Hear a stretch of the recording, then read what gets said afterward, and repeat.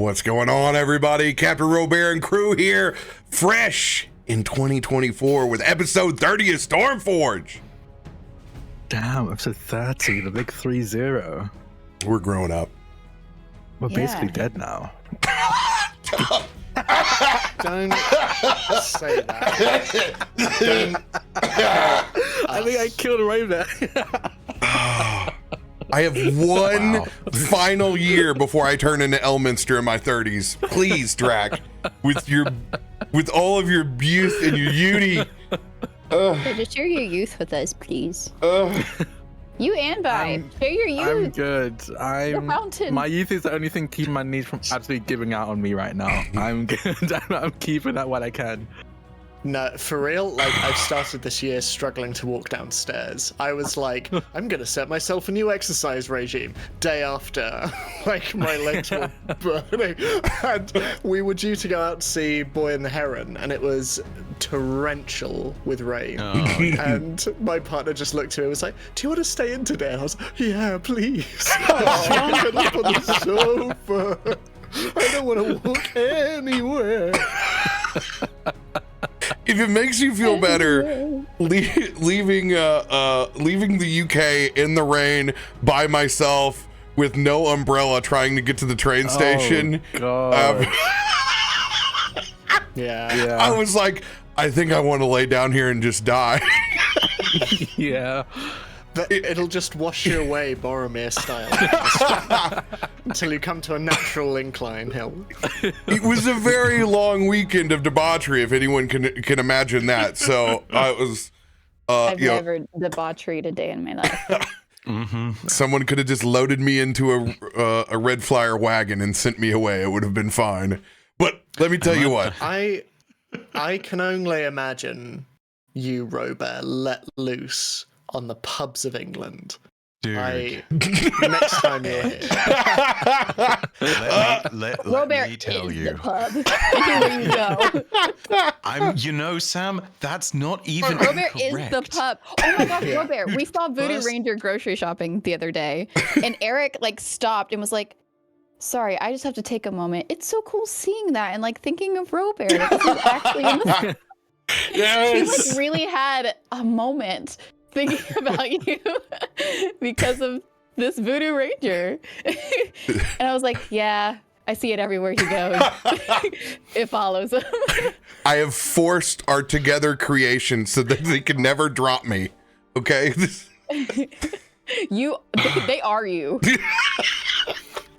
Well, Yeah, just so you can't quit me. I am every convention that they're available in, so. And even non-conventions. I'm gonna let you know, by the way, could not find Voodoo Ranger in the UK this one, but let me tell you, that didn't stop him from, as you say, becoming the pub. Do you have any idea how many drinks he bought over that weekend when he was here? His little Airbnb that he'd rented basically turned into a speakeasy. It was phenomenal. Also, wait, is that a Bife voice? Yes, it We is. do have a wild Bife We back. have a Bife. Bife is Yeah, really one bad. more Bife. I spent 3 hours in Sainsbury. I remember you telling us this. Sainsbury. I don't think I've walked into a Sainsbury's in years. I talked to everyone in that grocery store. You're And such it a was- southerner. One, I had to see all the weird stuff that was there and then critique of like, what would I buy if I was filling my fridge? And then I had to buy half the beer aisle. And then I had to talk to all the employees there. It helps Yeah, all the more cooler. that this was as you were coming in and you were absolutely wearing the hat and you were also off the flight that same day. So this was you on like the tired hours but determined to get your job done. And by God, we did it. Yes, by God, we did do it. Good times. It feels like it was yesterday, but also feels like it was 10 years ago. Those weird feelings. I want to go back, man. I want to time travel just so I can relive that weekend. Oh, I want to go back. It was Just go nothing back. but friends and drinking and merriment and drinking. You heard a lot of man's laughter. There's a lot of laughter generally. It was them's laughter. Get with the time. Oh, well, now the joke doesn't matter. Because them slaughtered is not a thing. It's manslaughter. Who's got big announcements for 2024? We Let could 'em make rip. them slaughter a thing. That's my announcement. Oh, whoa. That feels Allegedly. a little like Allegedly. Good lord. Wow, crazy. I can't make this episode. Oh, I'm so sorry that came out of nowhere. No, that was good. Yeah, you better apologize. All the kids Wow. listening. the time away has changed you both. God. No. Changed since last year. Oh, get out, Sam. Leave. Oh, Happy I'm New Year. Have we tired. said that? Happy Oh New Year. yeah, Happy New Year. Yeah, Happy New Year. Happy New Year. Yeah, you degenerates. Jeez. An announcement I have is Beyond the Brick is going to be back this Friday. We took a break because, to be totally honest, Ed and I were exhausted and we needed a break from editing. So we took a week break, but we're back this week for episode 4 of Beyond the Brook. It's a good one. It's a very good one. They're all good. I feel like I keep Compared to saying the that every others? week. They're all incredible. But I don't know. This one warmed my heart a lot and made me cry a lot. Aw. I was a tech producer and I think I laughed and cried several times within the span of like 15 minutes. In at one point, it's an emotional roller coaster and you're not going to want to miss it. So check that out on Stellaluna channel. That's STELLALUNA on Twitch. And that's at, I believe, 7 p.m. Eastern, I think, right? No, 8 p.m. 8 p.m. 8 p.m. So Eastern 5 p.m. PT. on Settlers. But yeah, check that out. Yeah, that's pretty much it I have to announce. Who's up next? Yeah, I have my voice back. And that means I can actually make content. There's going to be some weird internet troubles over the next few weeks.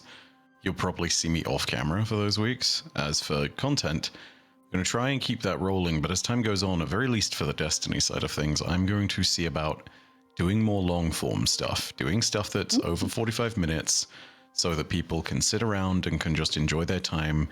It may be a little bit more between each upload, but there will be more to each upload. And there are going to be other projects that I'm working on the back burner. And I will tell people about those when the time's right. So yeah, it is the weird thing as we go into the weird 6-month hibernation ahead of Final Shape. So yeah.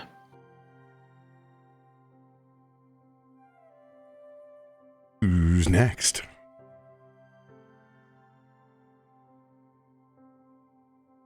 Sam, you have I don't anything? think I have anything.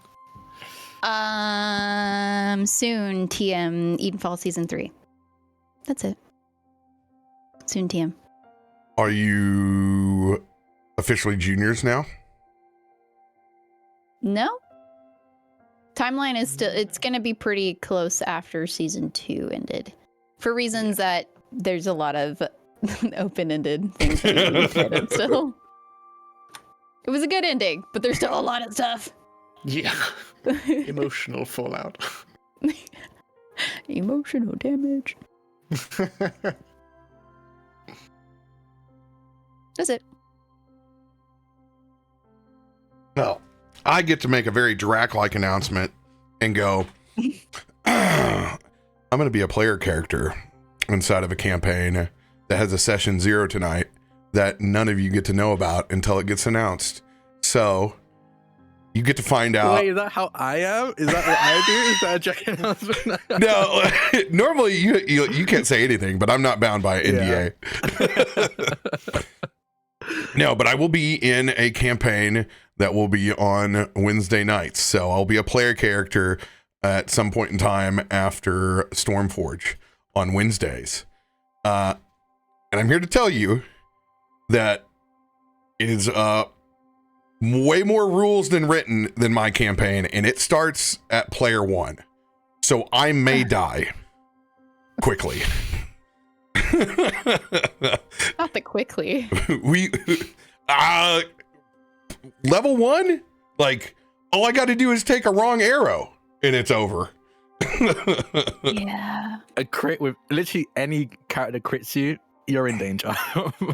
Yeah, it's I'll feel confident when I am level 3 that I can go out of here. So you'll see. I don't even know. I'm deciding right now between 2 different, but there is a chance that the Barley family continues because I haven't played a level 1 since original Braden Barley. So it may be time to bring Bronson Barley, who is my next, to existence. We will see. And over here on the channel, you guys will notice we are live and ad-free for shows for the rest of 2024. So if you catch us live, you will only see ads when we go and take the break. So everybody should be able to enjoy us when they come by and watch us live. And everybody who sees the reruns will be like, I just saw an ad, bro. Come on. Until they realize that we are indeed not live. And we love you for lurking in the channel. And let me tell you what, lurking just got that much better in 2024. Stream Loots redemptions are now 25K. So you guys can get roughly 4 packs of Stream Loots for free in a month for just lurking over on the channel. For free! Whoa. That you can That's my actually favorite help the number. party with. I can get 2 right now. You can only get one. 'Cause it'll stop you from redeeming past that one. Oh, well, I can get one right now. I'm gonna save that for Maristrand. Now, here's the cool part.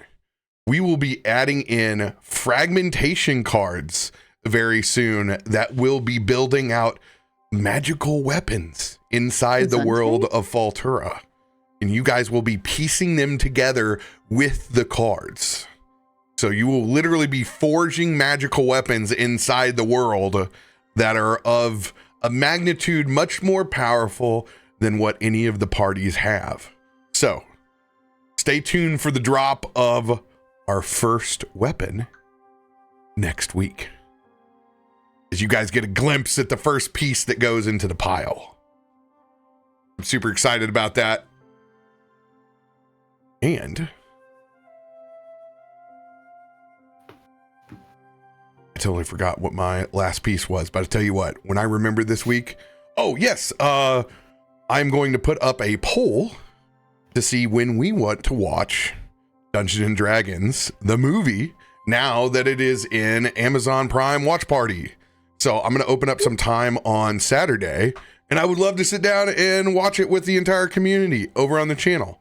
So we'll post and we'll see if Saturday afternoon matinee or Saturday evening is going to be best for everybody. And we'll get to crack up and watch the movie together legally. Dang. I haven't done a matinee in years. Specifically legally. Legally, as a individual who's been sued. Oh no. Before by having a satellite broadcast that was both in my apartment and down in my bar below.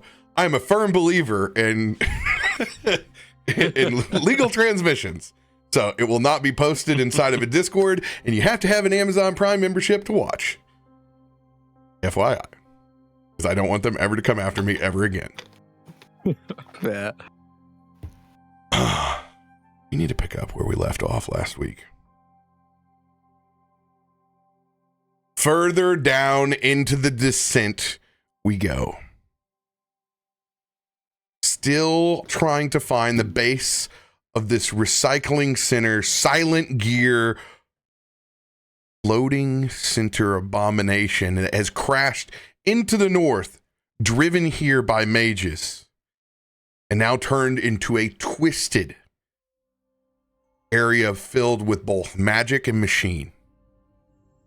Trying to parse out this connection between the silent gear, an organization that couldn't be more anti-magic, and these odd, strange biological pieces that can only seem to give off a sense that the Voshborg is somehow involved. With Kaivar being drug away by literal nanomachines further into the crevasse, you guys faced off with a massive metallic beast, a completely metal manticore. Almost losing Loluphia and Kallisto, you guys were able to vanquish this machine. We pick back up in the moments after with a very exhausted party,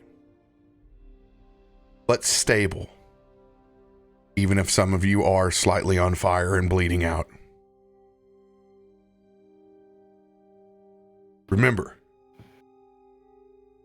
you have opened up the pathway unto which Kaivar was being drugged. You have not seen him since, but the pathway is there. Lolly, Kallisto, you were at 1 HP and stable, but very exhausted.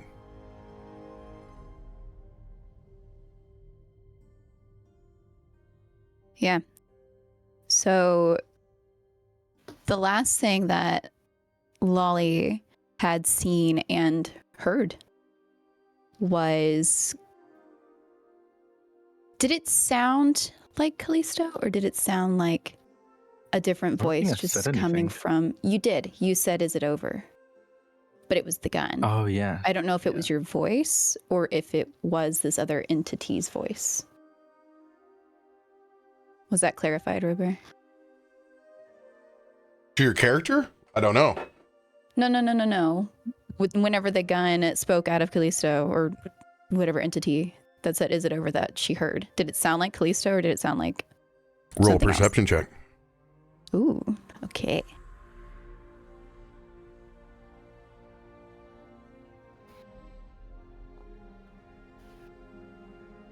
$24.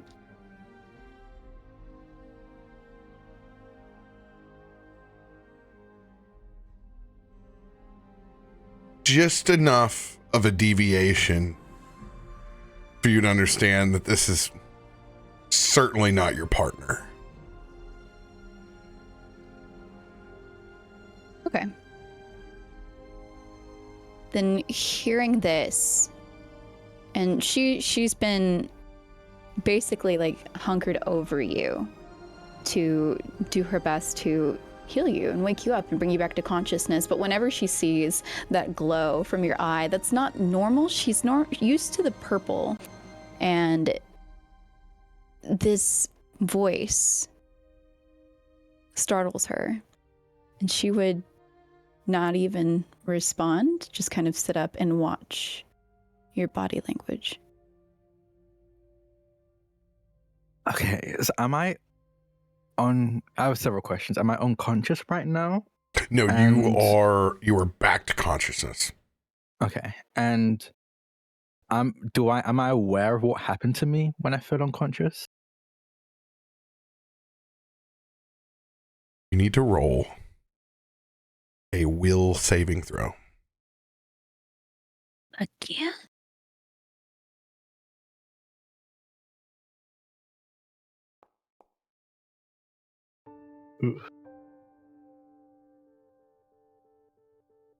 You come to consciousness with the gun in your hand. No memory of the shot that was fired, only that of going unconscious from the manticore. Okay.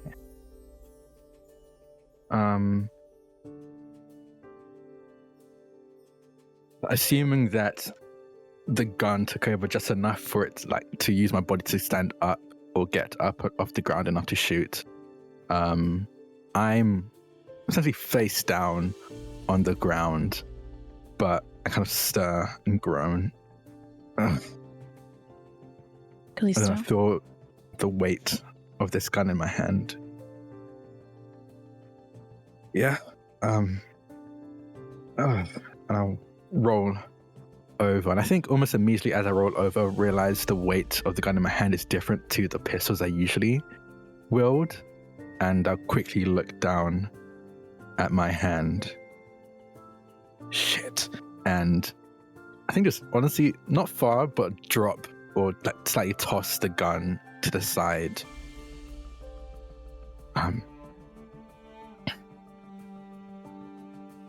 What happened? Well, what's wrong with why'd you throw it? She says, glancing over to where it landed. Did it hurt when you shot it? I shot the gun. Yes. Oh, well, you attempted to. You did miss, but that's fine. You're very hurt. And I'll try to sit up. She would lean in to help. Thank you. There you go. Be careful. Yeah. Fuck. Is my case anywhere? Did I drop it? I'm gonna let me see if I know. Where would his case be? Case. Yeah. Yeah, I'd kept the gun in the case originally, but It's got to be right around you because you've been on the cavern floor, right? Okay, then Lolly would see that and get up and kind of stop for a minute and feel her pain and her exhaustion before straightening up and going over to grab your case and then setting it down gently beside you. thank you. Yes, of course. When I'd found that gun, and he would very gently, I think, honestly, not gently, I think you see very clumsily, especially after he's interacted with this already, very clumsily try to like almost use the case to pick up the gun, and get the gun into the case before sealing it shut. When I'd picked up that gun, I felt something. It's cursed, most definitely, or at the very least, sentient or cursed. We're going to need to get evaluated when we're back. You feel okay? Right now, I feel fine, but I don't remember pulling that gun out. You don't look very fine. I feel the normal levels of awful. I'm glad to hear it. But I don't remember taking that gun out of its case, but I very clearly woke up with it in my hand. Okay. It is up to you to share this, but we should probably check on everybody else. Yes. And she would sit up first and or not sit up, she would stand up first and reach down to help pull you up. Callisto will take your hand. It's very rough for both of them to stand together pulling you up. She like falls for a second. Oh, sorry. It's okay. It's Before okay. making it successful. She kind of leans into you a little bit too. It'll give you like a tight squeeze. Before approaching everyone else to check up on them. Are we below everybody else? Because we hit the floor. Oh yeah, I think we are. She hit the floor. You were down there. I think we're both. I think the only one who's down here with us is Farouk. How do you doing down there? Kelthud leans over the side. You just see Kallisto waving up at Kelthud. And here I thought I was gonna die multiple times in that airship. That was all wrong. I'm gonna die of a heart attack from you two. We haven't been taken out yet. Close. Come on! Throw that rope down. We have to go for Kaivar. I'm on it. As Kelthud is rapidly re-rigging to be able to get you all back up 30 plus feet to the opening in which Kaivar was drugged back by the machines.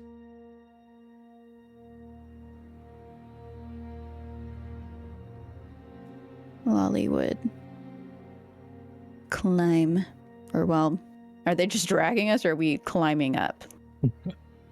Is it one rope? Is it two ropes? What we got? What's this looking like? What are you worried about, Flyer? No, not whenever That's she's gone out. She has to rest. Yeah. Or she can use her room. Yeah. Well, Kelthud Don't makes worry, this. she keeps a feather fall in her pocket as well, just in case. There's those moments. As he looks and sees you guys slowly getting your way up, he kind of looks around to see where Myshkin's at. Oh, we can't hear Speak you, up! Ed. I can't hear you over there. Maybe you should leave the cave and come back.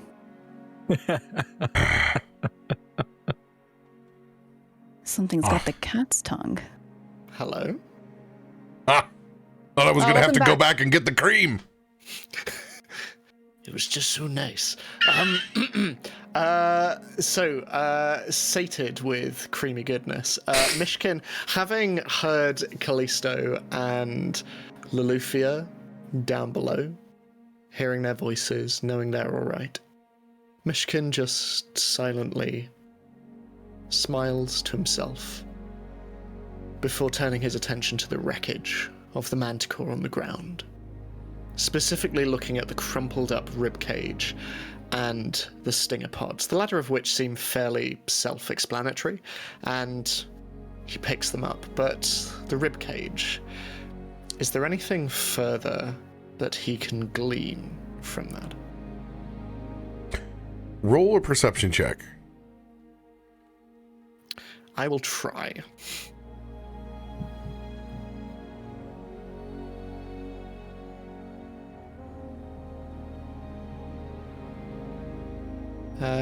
No. So let me do that manually.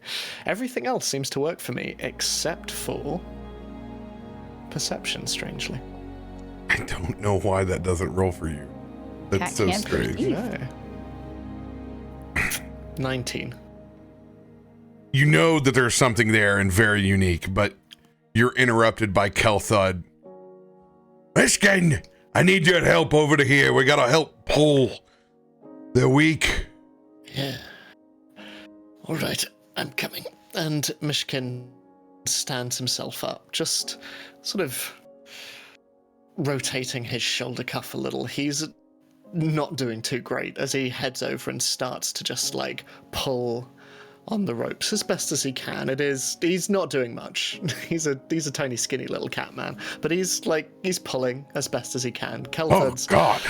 It's doing most of Kelthud. the work. Kelthud stops for a second. Hold on. And he tends to your wounds as he sees you helping in rough shape. It's okay. We all have to pull our weight. Come on, and there's. It looks like you've lost half of yours. Hold on, you can't help until I finish here. As he looks at your very 3 health point looking body. Oh. Puts his hand. He looks and it's one of those where there's so many wounds he doesn't really know even where to start. This is gonna sting a little bit. All right. As he applies heal to you, taking care of roughly half the wounds as they begin to sizzle and seal up. Well, tell me, Doctor, will I play the lute again?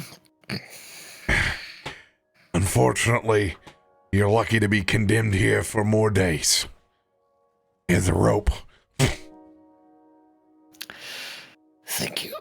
At least I am condemned in good company.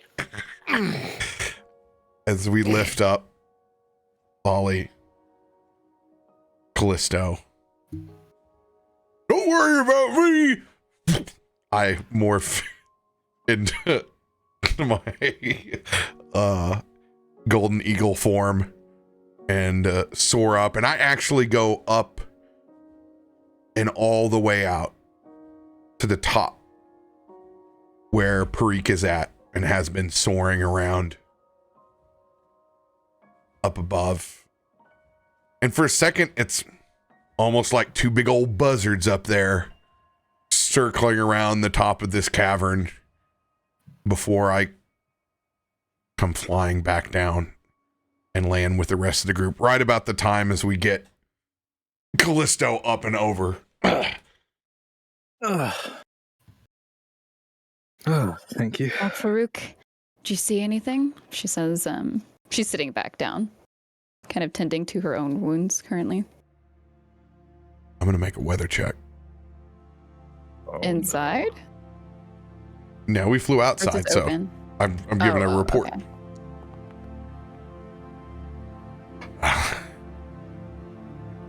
You can't see but more than 10, 15 feet in front of you. No, you can't seem to see more than 10 or 15 feet in front of you. Do you need my help? I can shift some of the wind. It's blizzard conditions up there.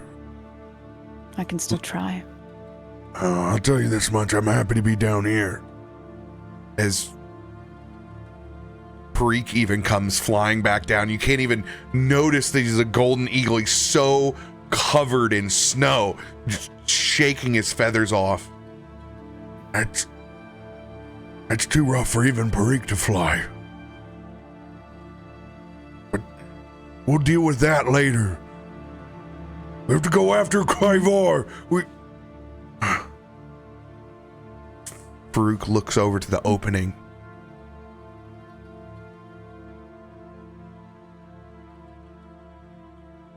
And if you're able to heal any of us a bit more. Of course. Thank you. Faroük uses his healing to roughly get the party to a 60 to 70% level. Enough to be able to get back up on your feet, seal the serious wounds, but there's still the fatigue.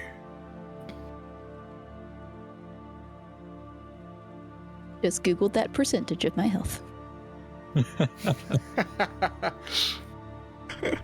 Yeah, let me figure that out. Don't worry. It is. Once I do that, we're in storytelling mode. Okay. If you needed to count it by points, I would have made the rolls. Okay. As sort of Kallisto and Loluphia come up top, Myshkin is just going to sort of look you over, Kallisto, and sort of placing a tentative hand upon your back. Cold though it is, just, are you alright? As alright as I can be, all things considered, yeah. Do need to update you and everyone, though. And I'll say this loud enough for everyone to hear. I assume everyone's pretty close by anyway. Oh yeah, Lolly's right too. Well, it seems like I have a sentient, or the very least cursed, weapon.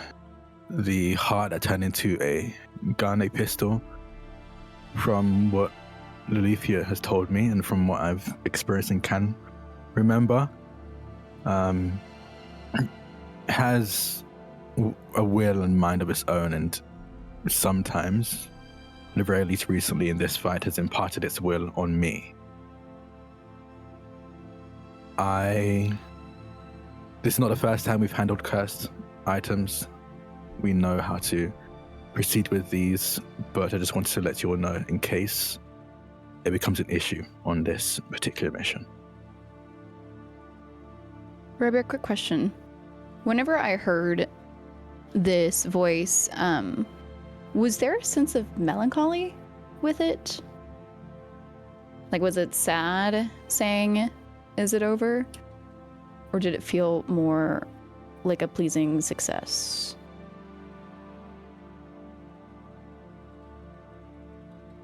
It felt sadness, Okay. a bit of remorse.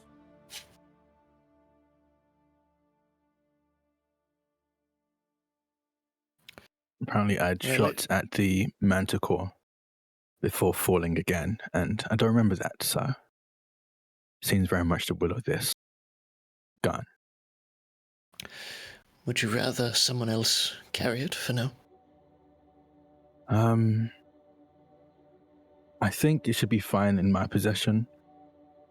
Like I said, I know how to handle these kind of things. Truly, I think I was just unlucky to have taken a bit too many hits this time around, but when conscious, I think I might be one of the best to handle this. Well, it seems like the list of items we will be handing over to your parents is growing, and he just We are not going to be places- handing this one to my parents. We're going to be locking this up. We'll talk to the rest of the wardens about how we can deal with this one in particular. You trust them? Yes, and I, quite frankly, don't want to put my parents into any more danger.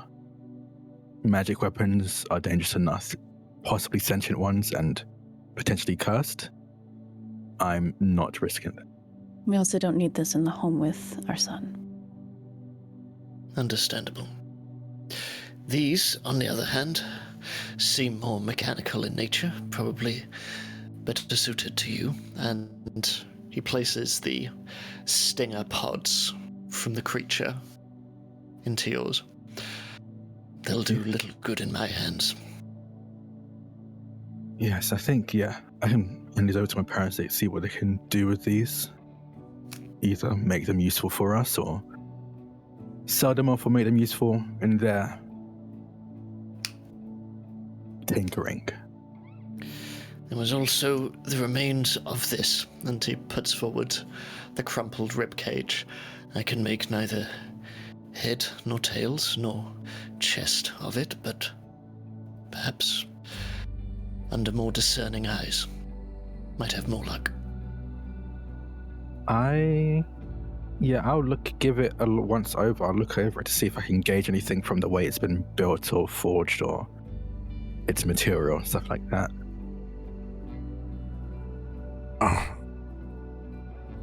Kallisto, I don't want you to take this the wrong way, but I wouldn't have known none the wiser.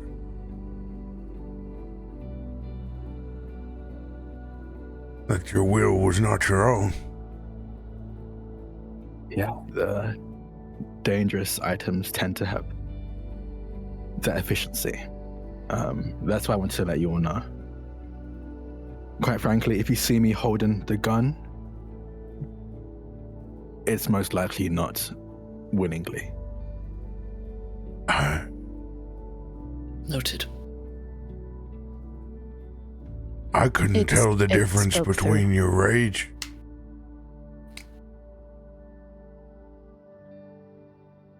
and your aptitude for vengeance.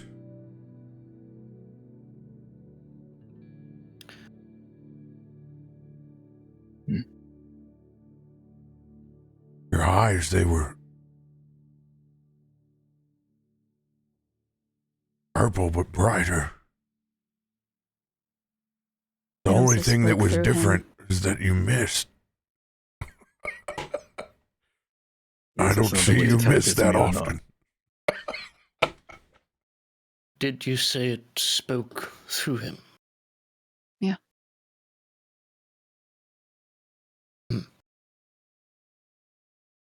What did it was say? Just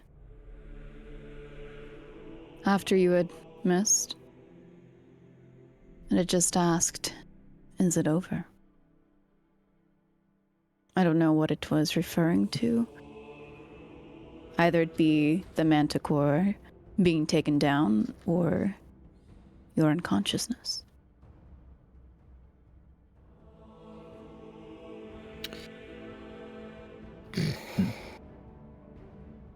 Okay.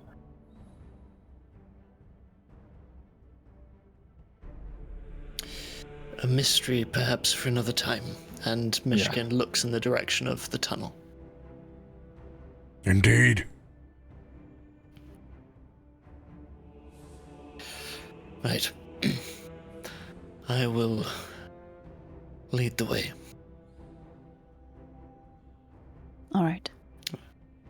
And Myshkin is just going to cast Mage Hand and use the eerie glow that emanates off them to cast a green light as we walk into the tunnel and hopefully after Kaiva.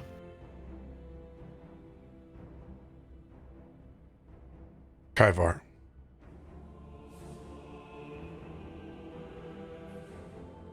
Yes. Darkness surrounds you.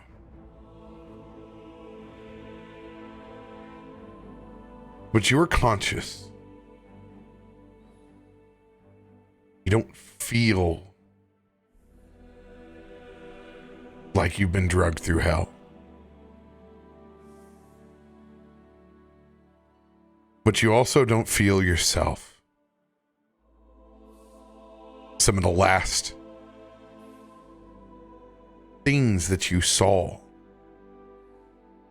were those strange nano machines folding themselves in to your broken Vox. And as you lay in the darkness, when you go to move your limbs, you're pinned. But there doesn't feel like there's a great weight or pressure on you. It's more of a strange sleep-like paralysis. Do you have dark vision? I cannot remember as a bug. I believe that everyone does. I have both dark vision and tremor sense. And tremor sense. And spirit sense, for that matter. Tremor sense is precise, but spirit sense is imprecise within 60 feet.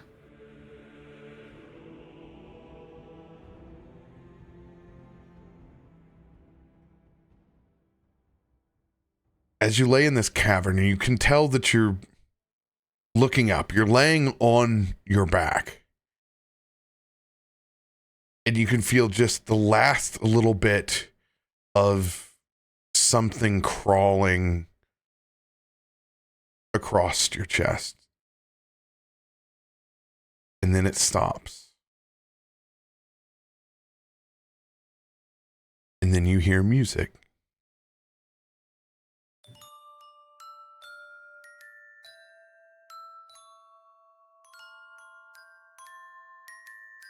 And it seems to be coming from inside the Vox. This small tune that it plays is soothing. Soothing so much that it puts you in a state of relaxation. Had you had a current effect on you that would slowly remove itself over time, this soothing effect feels as if it would expedite the process. It's that calming of a state. And when you do, you can feel your extremities again.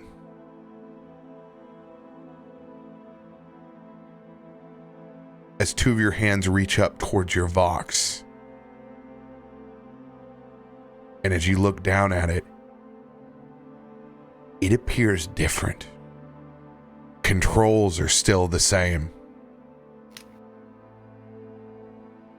What do these small nano machines look like that have infuse themselves into your Vox. Without dark vision or low light vision, without any additional senses to perceive them, there would only be skittering, but it almost looks as though they are tiny mites. You imagine some of them, the larger ones, end up being about the size of a woodlouse, but each of them is indistinct in form, because each of them continuously reforms and breaks away into other parts and pieces. Smaller groups of mites breaking off from the larger ones, reforming into larger ones too. A network crisscrossing around the entire Vox, until eventually it settles in place.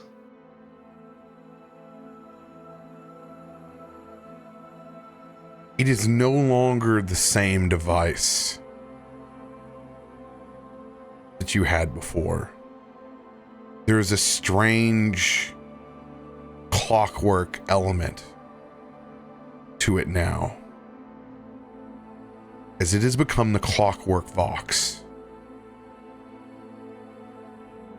The soothing sounds that have come from it are from the nanotech.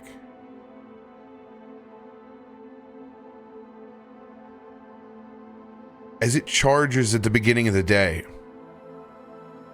this new combined Vox has the power to reduce the value of mental conditions.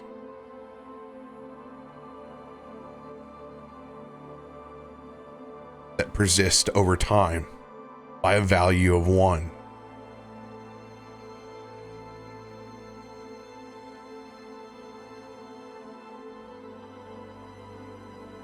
Myshkin, at the front of the party with that flame lit, you can hear the sound of that glockenspiel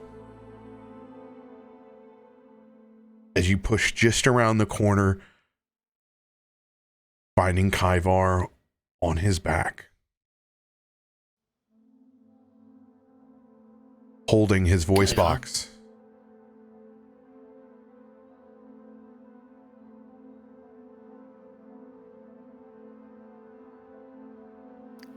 Kaivar. Am I able to respond? And whilst I know I'm not as bound before, am I basically back in control of everything, or am I still sort of caught up? You are free. And your voice is there. Clearer than ever.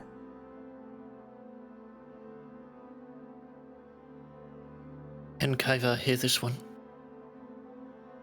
Sort of like lost in trance for a second, as Kaivar watches the last of the machines sort of fit into place. It's not this crawling network anymore. It's like the last pieces of a puzzle fitting neatly into the rest of the Vox. But after the second or third time you said something, Kaivar's attention snaps back, and you can see that familiar surprise in his eyes. And immediately, he starts making his own way towards you, sort of like hurriedly pushing down the corridor, trying to get back to the group in safety. Yes. Sort of instantly, as soon as he gets into the sort of reach of whatever source of light is leading the way, instantly crowds around there, huddles, very defensive posture, instantly trying to assess and see if there is something that you're running from, trying to get an idea of what people's posture is, trying to understand the situation. Does not completely know what's going on, because after all, he's just come to. His first few moments have been lost as per usual in pondering something in front of him, and he has been quickly snapped back into reality.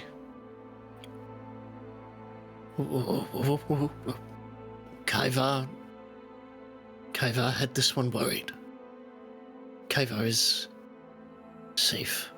This one is safe. All of these ones are safe. Yes.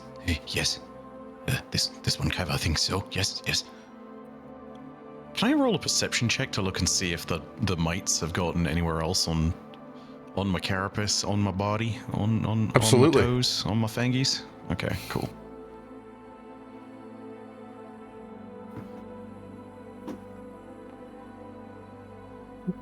Nice.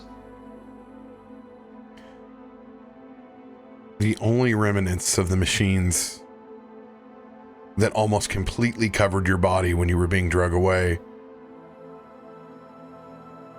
are only on your Vox.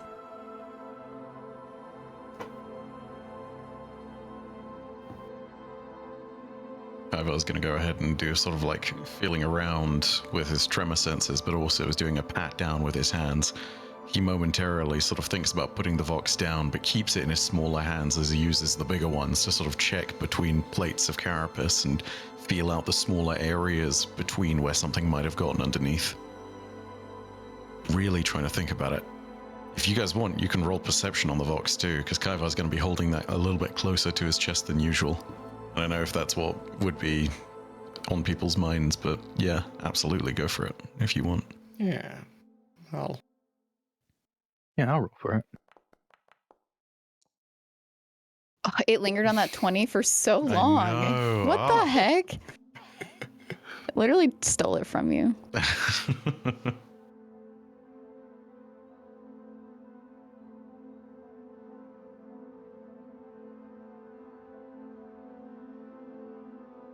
As the rest of you check over Kaivar, you also only see the changes to the one machine that he carried.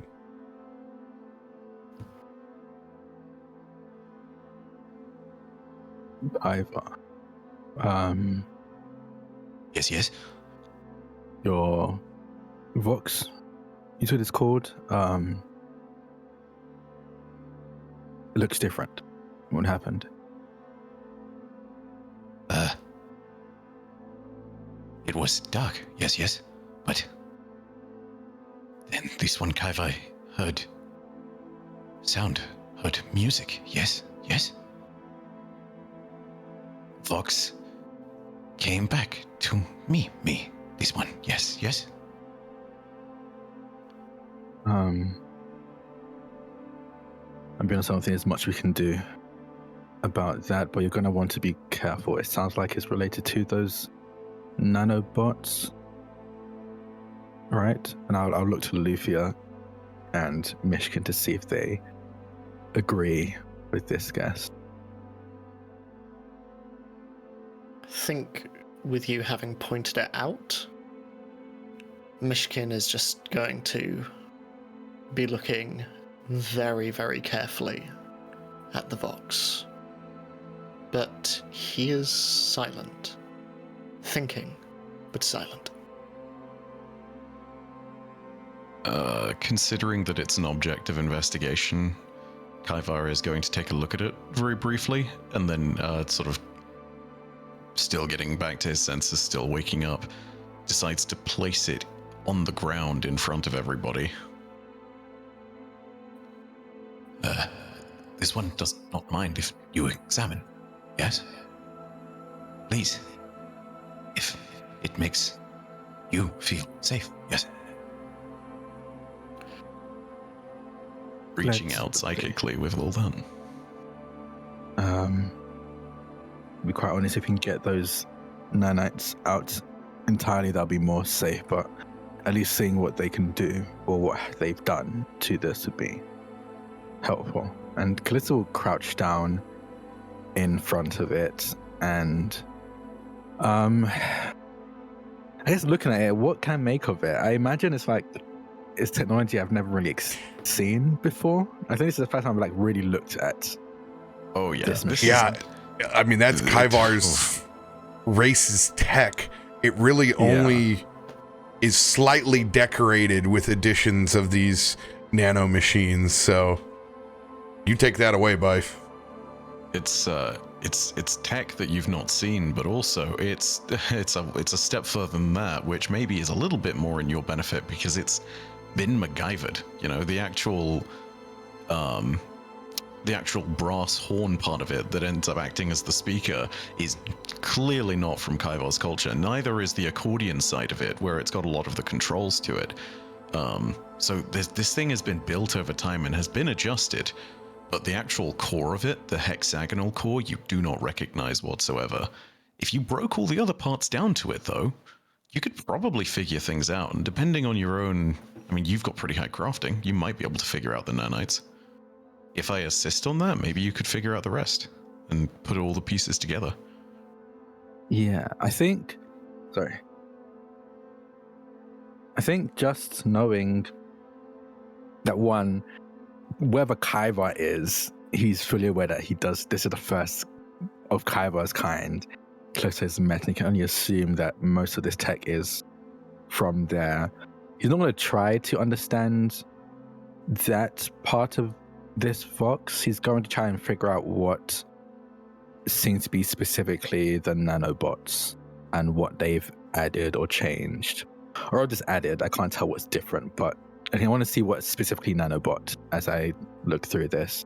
And I do very minor pulling apart. I don't want to go down to the core, but like taking off some of the peripherals using the kit I use for like gun maintenance. I have like screwdrivers and wrenches, small wrenches and stuff like that. As you're about to pry into that first layer, Kaivar holds up a hand and sort of stops you for a second, and then holds his hand above the Vox itself and makes the indication without touching it, almost as though he would be running his finger across it, were it just a few centimeters lower. And it's almost like a shell on the back of a beetle that unfurls to reveal wings as the Vox itself starts to unpeel that first layer and open up, giving you access. Okay. I have many questions, but now it's not the time.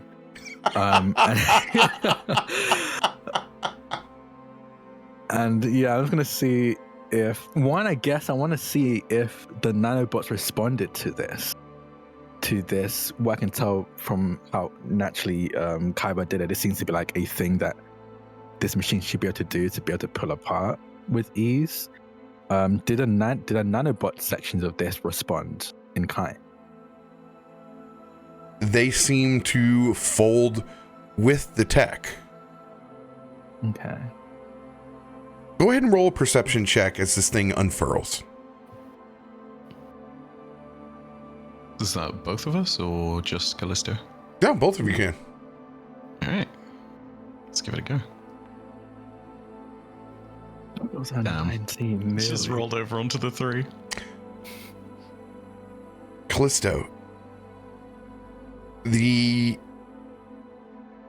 parts of this now almost resemble a biological ocarina.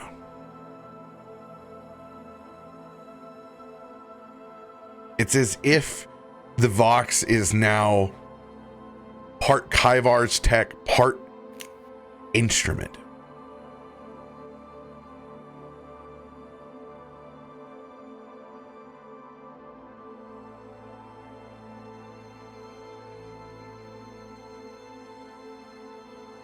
Kaiba, I probably need your help on this, but could your Vox always do this? It seems to be built, obviously, yes, as a speaker, so you can communicate with us, but it seems to have a musical aspect to it now, and I can't tell if those nanobots added it, enhanced it. What do you think? What do you know? As I point that out to Kaiba. This one Kaivar made Vox for simple communication, yes? Translates a variety of languages after exposure, yes? But music. Never music. And I'm guessing it wasn't always slightly biological?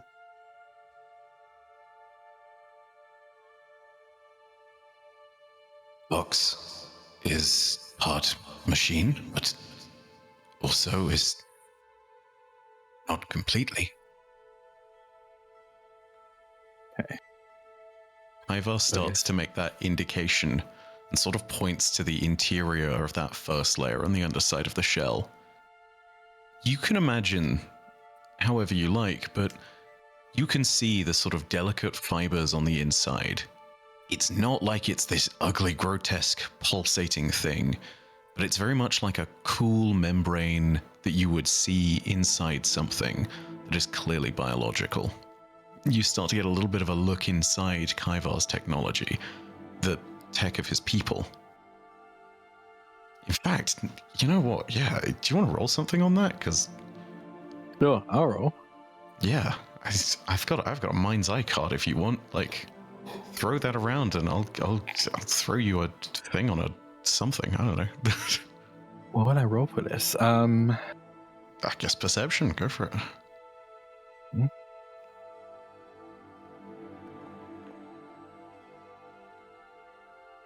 33. That's your call, RoBear. High enough, or? Go for it. Get a pretty good understanding. Oh, you're about to have a very good understanding. As you reach out, and I'll play the mind's eye card in a second, but as you reach out and touch that particular part of the Vox, it unintentionally gives you a tiny mind link. And you can start to see through tremor sense and perceive. And you understand that you are a grub in this moment. Something unformed, like a stem cell made large, completely unprotected, vast entities above you that you might one day turn into, but also strange other pieces adorning them. Anything from a sword to a shield being held by some warrior morph, all the way down to the chitinous walls that are around you. Everything is made of you. And being jostled through by everything, you sense a larger psionic presence, but clearly something that is physically much smaller. Not quite able to jostle through everything else, but it is approaching you slowly. And tenderly it examines and looks over, and pulls you from the ground, and then ushers you into a frame of sorts, into which you fit neatly and rest. That brief moment of mind linking ends like a flash.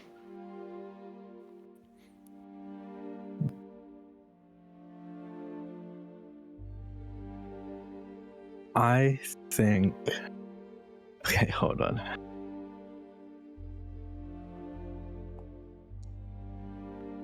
Yeah. Pisto pulls his hand away and sighs. I'm going to need to stop touching these organic and tech things with my bare hands. Yes, no, I see that this seems to have been grown. But these parts, and I'll point out specifically the nanobot kind of parts, were these organic? Were they always organic around these sections?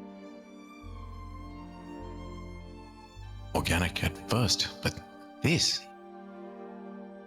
Ivar points to where those nanomachines have sort of fitted into place and added an extra layer that's complementary to everything else. This is new, yes? Okay.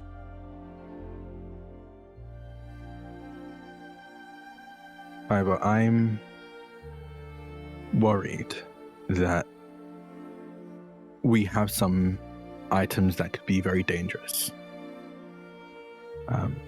The parts that turn into a gun seems to be sentient or at the very least cursed. And now these nanobots are fused with your Vox. I cannot say if it's going to have the same effect as it did on the gun and me. But I, for a moment, lost control of my body and the gun had its controls. And to be quite honest, I'll be a bit more terrified if that happened to you, quite specifically. Especially considering this Vox is Kaivar's primary means of communication with these ones. These ones wouldn't we wouldn't want anything lost in translation.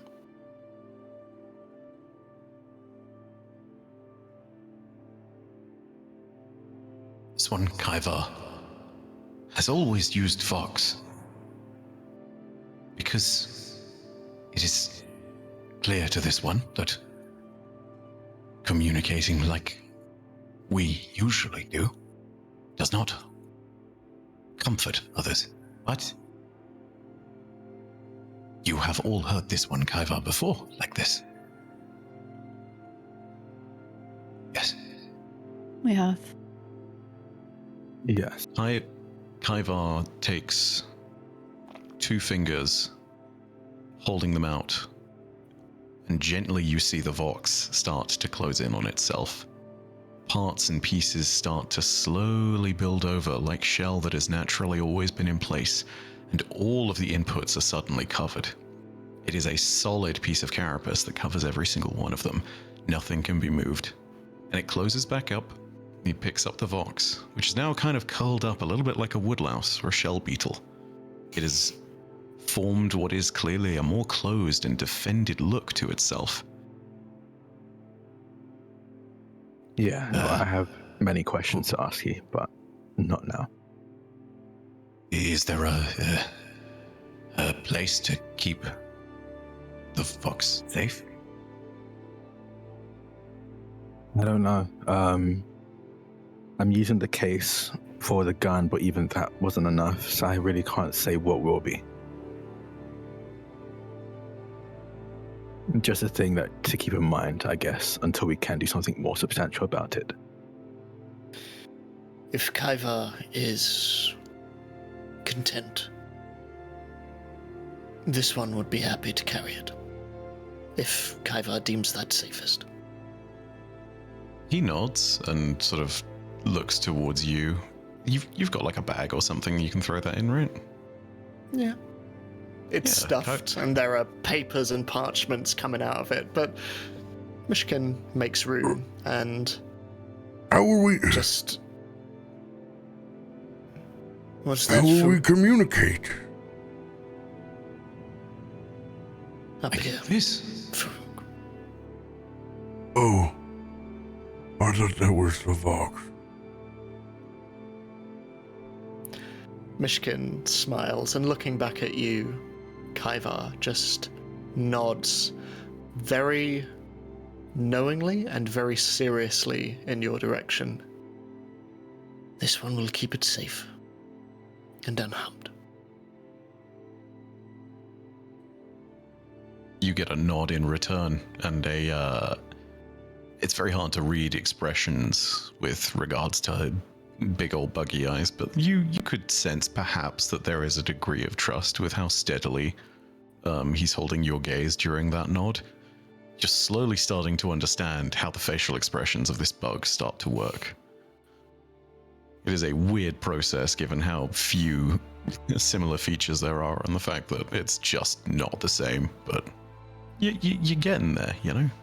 Ivar, I want Sees you to little roll a antenna will on save. Twitch. Oh. I got master will saves now. This will be fun.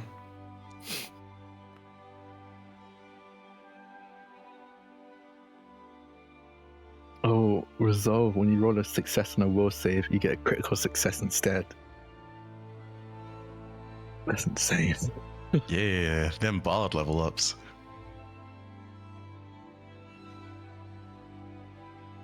There's a sadness inside of you, Kaivar. Like the end of a sleepover with your best friend, or after convention blues.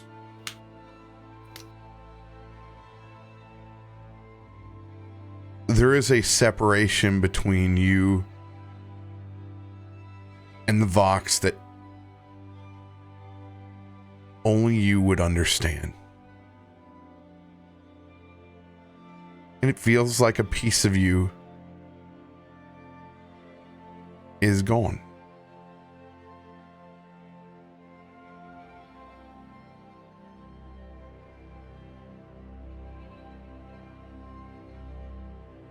Can I reach out in the sort of vague mental direction of the Vox? Send back a sort of acknowledgement. Try and at least establish that there's contact for the sake of reassurance. Roll a spell attack.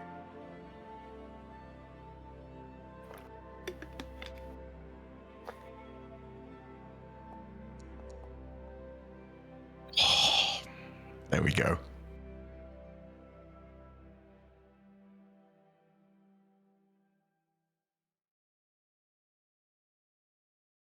Ivar, when you reach out,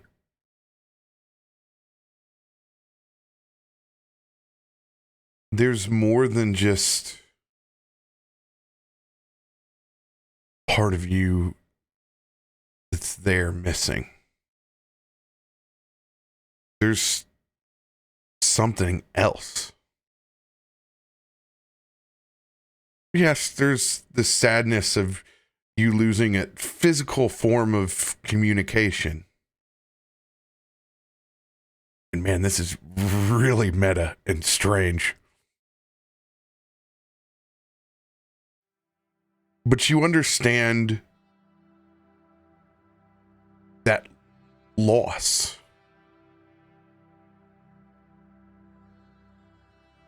Part of it is very much this living experience of being able to communicate at will. And as a bard and a collector of stories, that loss over time, since the encounter with the dragon outside, has given you a bit of perspective of what that loss is like. But you even reach past that point, you feel some form of almost empathy. And that's when you realize that you are stepping into someone else's shoes.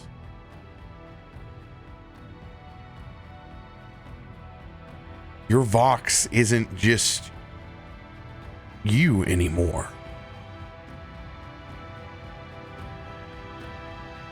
There's a part of someone that's there.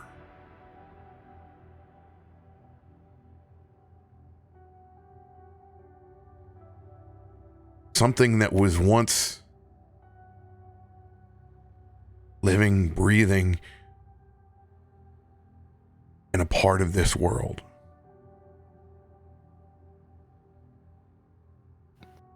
And it's like a veil. A thin membrane. And it's your choice. Do you push past that point?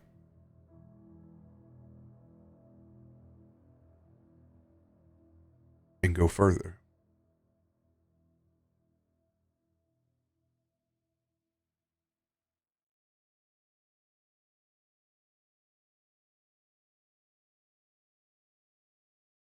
Anything but a 1. Yes.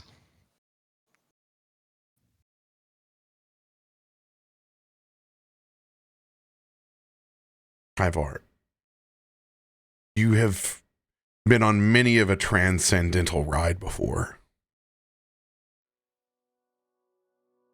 But this one, it's different. Because you pierce the veil and move forward.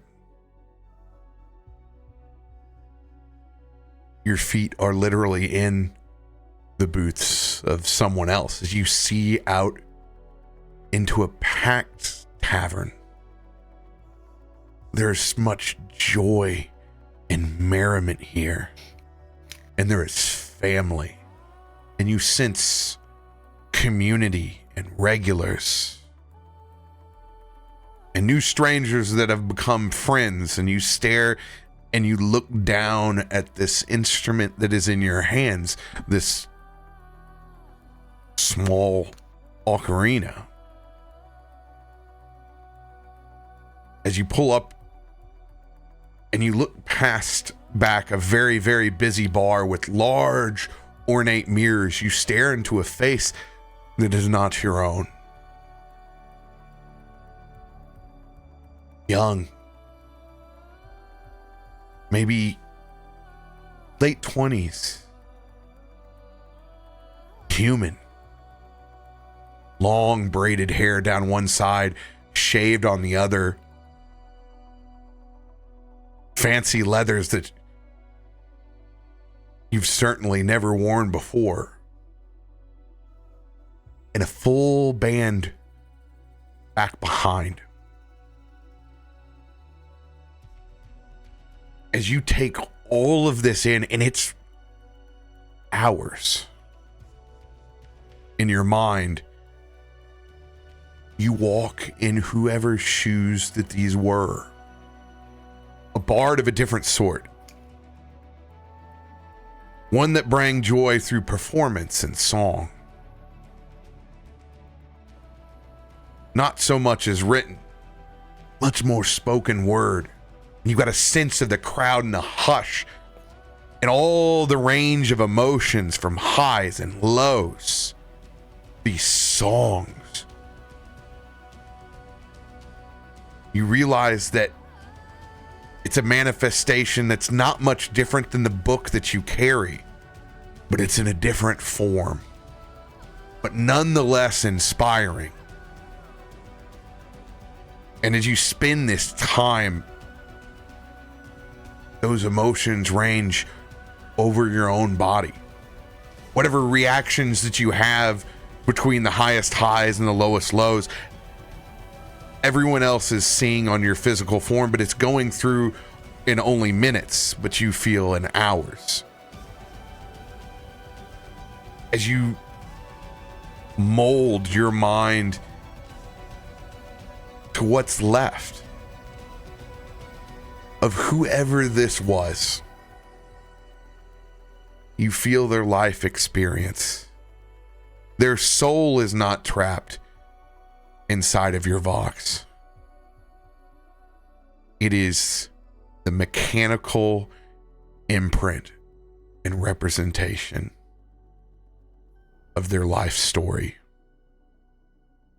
And you have no idea how that's been imprinted into a piece of metal that has molded with your own technology. There is no malice inside of this Vox. There's a story of a man in the human condition. And you realize it's forging with you has given your Vox a new voice. One of performance.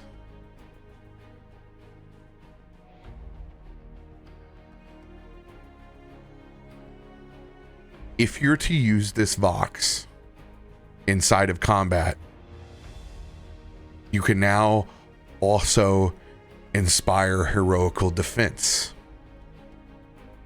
The same way that you can inspire heroical courage.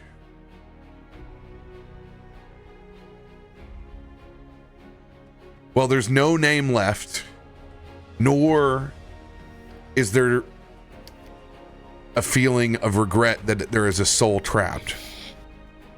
Far from it. When you finish, it's like the end of the next great novel that you've read. There is only the remorse that it's over. But you feel a kind of kindred spirit to whoever this was, and to the art and the craft of telling stories.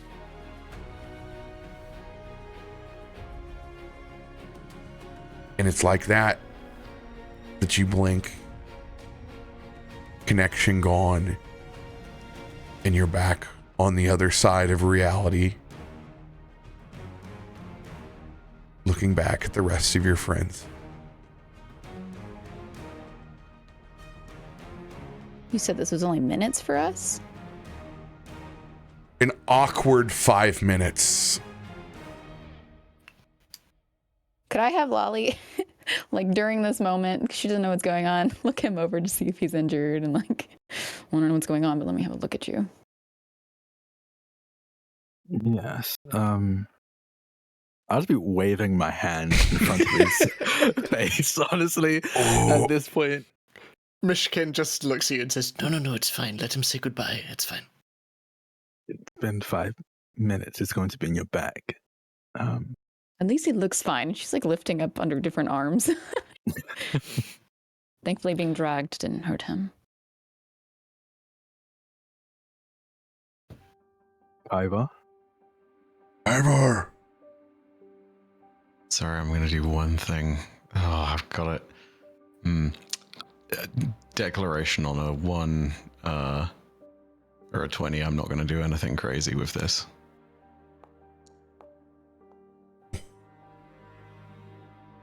All right. I will keep that to myself. Yes, this one is ready. Yes. Oh, he's back. She like lets go of one of your arms. Sorry.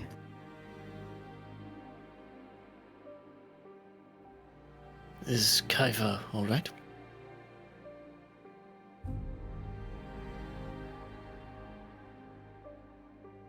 This one is learning.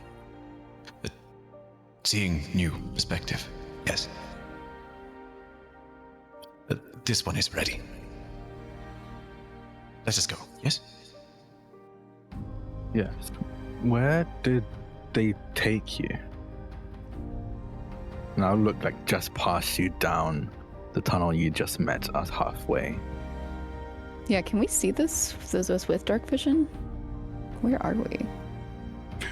Not too far down. Like, he didn't get away. We were able to multiple times during the course of combat interact with where they were dragging him through. So it was really only 20 or 30 feet down this channel before we found him. Okay. It was not a long jaunt.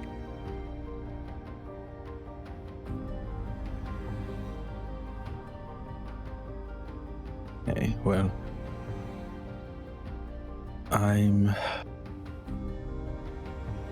we need to go deeper, see what else is down here. There's still bound to be more. For some reason, I feel like wherever they planned on taking you might be the heart of it all, but I really can't tell. They were burrowing tunnels rather than following ones already dug, so I don't think I can do much to help figure that out. This one, Kaiva was not sure in the chaos, but you may be correct, Kallisto. Let us go. Yes. Lolly looks at Myshkin, and I wonder if it's the same place they tried to take us. Very possibly. Well, we get to find out. Yay. Getting deja vu. Like trauma. Lots of trauma. It's always with you, she says playfully. At least this time, you get to share it with your significant other.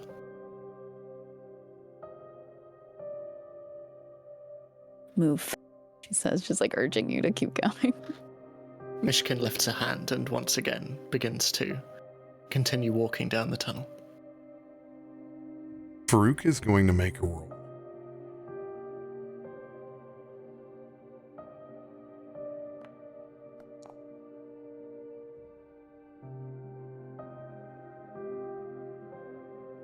Kaivar's pause.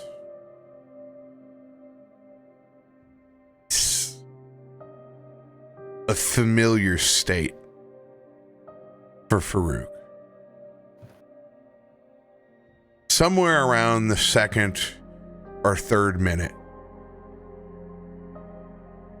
Farouk has the emotional intelligence to realize that he's probably not on this plane anymore. It's something that you notice over time, very similar to the trance that his people need to go into to speak with his ancestors. And using his spirit speaker ability, he just is able to trace that veil.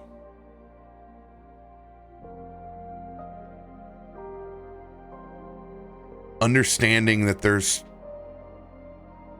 something spiritual that his friend just went through. But he knows when he's ready to talk about it, that he will. And he keeps it to himself. Indeed. We need to press on and find out what is the mess of all of this.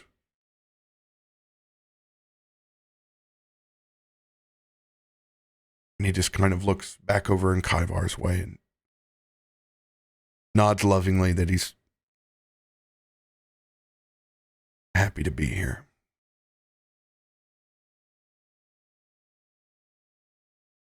You get a nod in return, and then Kaivar readies up, ready to follow the path.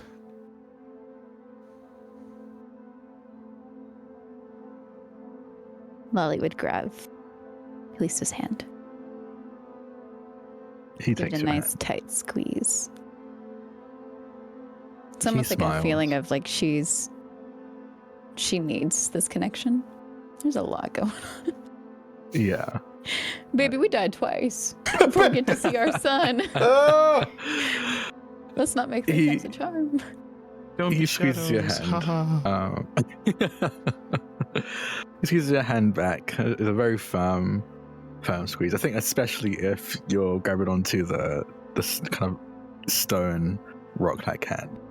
But yeah, warm to the touch as he follows Myshkin. Myshkin follows the tunnels.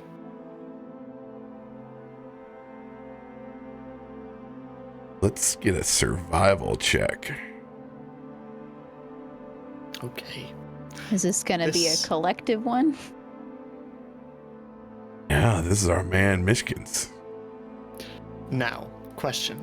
Does this still technically count as a winter environment? Negative. What if I say I'm cold? Myshkin just like paws at your face. Survival. There we go.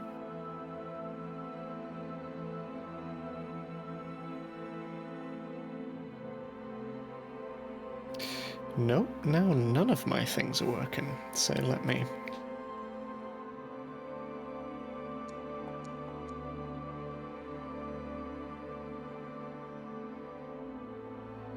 $25.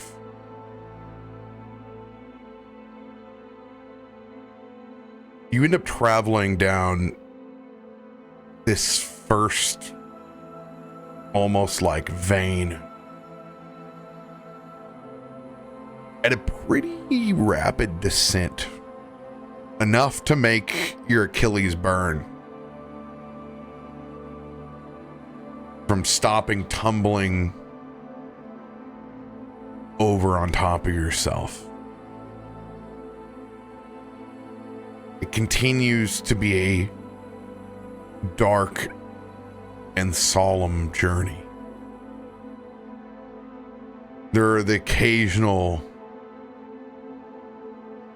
small shakes and tremors. Kaivar, go ahead and roll a perception check with advantage.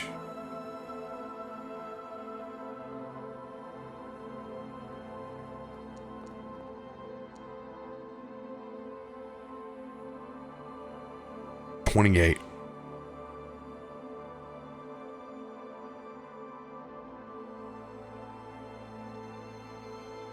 There is a distant sound of what sounds very much like the moments before you were pulled away by many small machines.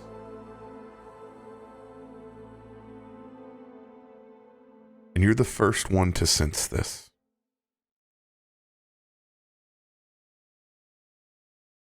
Would I be able to pick something more up with tremor sense? Only because of the tremor sense do you understand this distant skittering. Ah.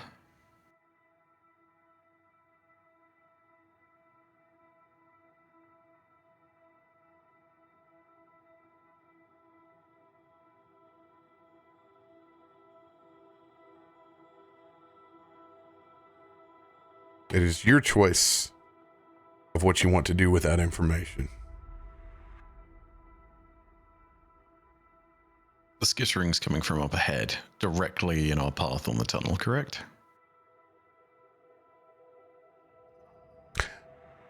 No, it's more of an omnipresent. Okay. You can feel it around. Yeah. With that, I'm going to communicate it to... I think I can only do one person at a time with this. We've not ruled this, but if I can only do one person, I'm going to communicate it to Kallisto, that I can hear this. Kallisto, stop. Wait. This one... He stops and pauses. This one can hear skitters in the walls. Yes. Something is near. Please repeat this out loud for everyone. Kaiwa can hear skittering around us. I'll be honest, I'm not surprised considering these things can burrow through stone and earth, but be cautious. Can we roll to see if we hear? Being able to like hone in our senses. Anybody who wants to roll a perception check now may do so.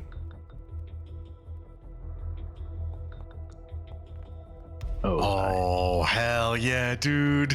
Hell yeah. Yes! Oh, yes. I was fishing to Yeah. give people those rolls. Hell yeah. Oh.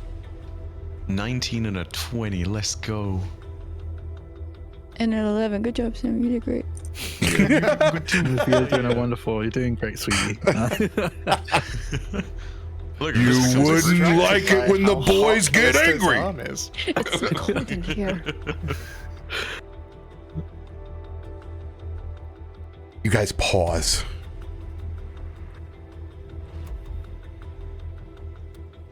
As you all focus and sit there in silence, taking in the sounds in the darkness.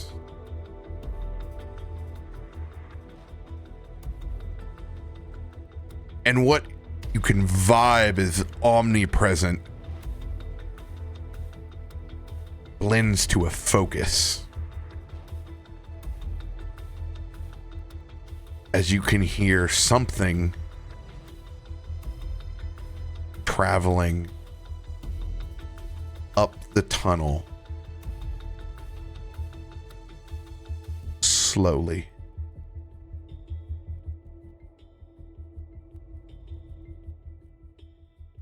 And a small blue glow begins to pierce the very end of the tunnel. We'll pick up with you guys concealed from it in your position in 10 minutes after we take this quick break. Whoa. Oh, yes. Good job, everybody. Thank you. My rolls have been great. I mean, they have. You're saving the good ones for combat, Sam. Don't worry. You got this. I always need them. Don't have any big spells. That's No. crazy. I just cast shoot. I don't need to do that. All right, everybody. I just cast gun. kill it. Ads are going to come on the stream here. Thanks for supporting us. Just let them roll while we go get coffee and use the restroom. We'll be right back. Love you all. What a D&D pun. Let them roll. Oh my god. Wait, Oh. do you all have a physical dice And in you front can of you? use that now. Yes, I You should roll, can. for the entertainment of those who can see us, a dice to see how your year is gonna go. Oh god. No, I don't want to do do. that. I don't I Don't rolled put a that. That one! I'm not. You risking put that on one. you, Ricky Bobby, not me. Yeah. I got I'm a not risking 19 that last one. year, and that was a great year. I'm gonna be real with you, Sam. I don't need RNG taking hold of the reins. I need some. Yeah, I I'm need some choosing certainty what in my life. year's looking like. I'm choosing that Fine. it's a Do I nat get 20 a as far as I'm concerned. modifier? Sam, you chose violence. I did, always. I Your got a modifier 12. is Yeah, 12, is That's not bad. I'll say your modifier is 30 minus how old you are. Oh my goodness. But it's a nat 1. You can't do anything So it with doesn't. nat ones. It doesn't matter. Yeah, that Minus one doesn't really 1. matter. So my 12 is an 11. Thank you, Drak. You're welcome. I You're love welcome. you, but that was I'm the GM very of this. cruel. I'm the GM of this world, and that's how this game works. Of this world, yeah. Dang You're it, a last year was a mean DM. 19. Bruh. You know, it speaks Well, very true to Sam. You just add those together to make 20. It's A it's dirty 20, yeah. 20. Yeah, it's a dirty 20. Woo. Woo. Sam's dice. Ooh. Oh my gosh, y'all, you should see my notes. I have word for word written everything RoBear has said. I have a novel in front of me. I'm playing character, and don't take notes.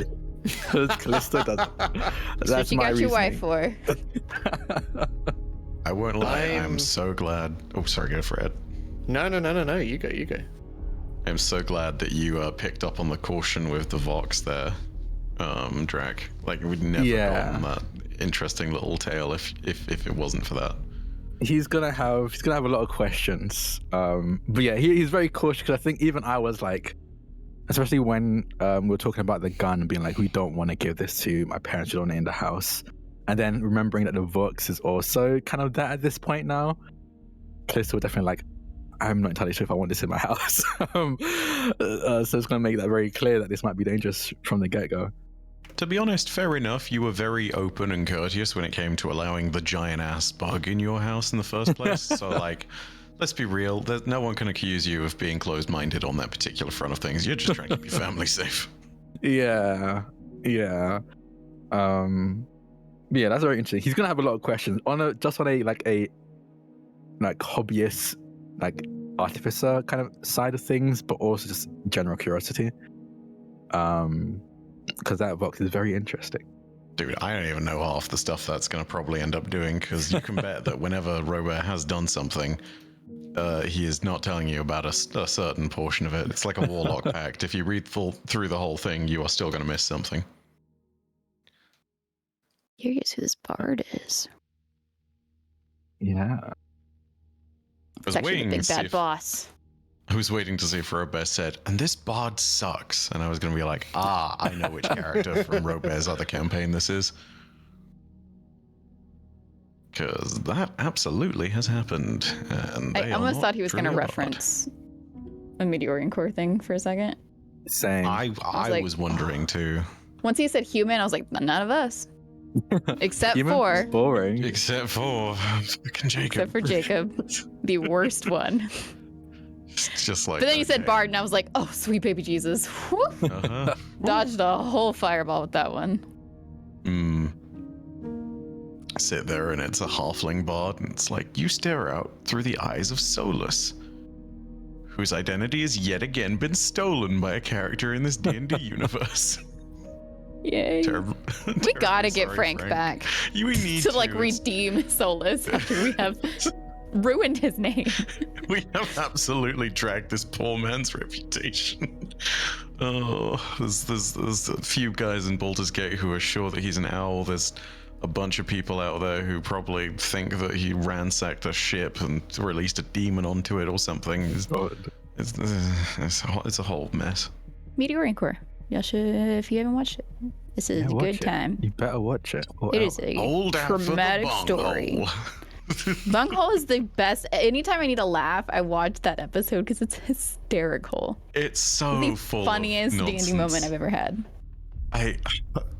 You know what I absolutely hate about it too? I had the moment with the big ooey gooey, and you ever have those moments where Why you say did you something? say it like that? Ooey gooey. I don't Talking about know. the bunghole. Here's the thing, right? I sat there and heard the words come out of my mouth, but it was like slow motion. You know, I couldn't stop it from happening. It just sort of happened spontaneously, and I was like, oh no, I've said that. It's left my mouth and entered the internet. Oh, this is bad. Oh no. It's just like, I can see the reaction on my face as it leaves my mouth, and I'm like, oh fuck. I've said this, now I've got to live with it. Cool, great. I mean, Drak's already said it. It's what happens when you get really goddamn old. Gooey out of the bunghole. Ooey gooey out of the bunghole. Sometimes it just happens and you can't control it. That's what diapers are for. What do you think I'm sitting on?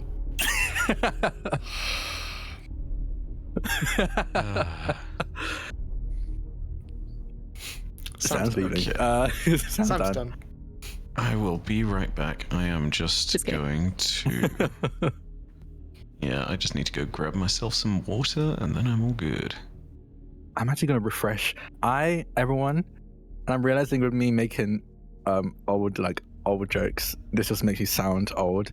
But you should get like prune juice, because prune juice it tastes really good. I love it. Cranberry juice and prune juice, incredible. Anyway, I'm gonna get some cranberry juice real quick. You just made me choked on my spit.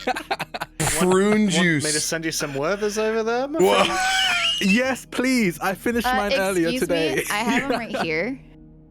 I finished all my words earlier today. I would actually They're love so, another have you tried the pack. vanilla ones? The vanilla soft I like the chews? original. I like the normal ones. So I don't like change. vanilla, but I like the soft chew You ones. do sound old. Cool. You do see, yeah. Golden generation in the streets, I don't Gen like Z in the change. sheets. Good Talked God. about Drak and their youth. Oh, gone out of the door. I was looking where they're. So tell us more about these vanilla Werthers. Well, they're really good. Yeah. Did you see my TMJ pop? This ASMR. It's good fun. Continue. You just turned into a robot. Oh, did I? Hello? Hello? I think you sound fine now. I think you said ASMR. Sorry, my jock is popping. I didn't mute.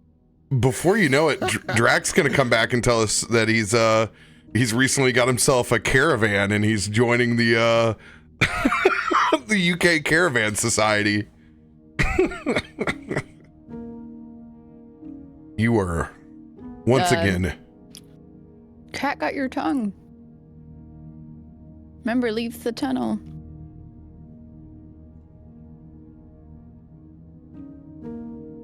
I should not be eating this caramel. It's so bad for my TMJ.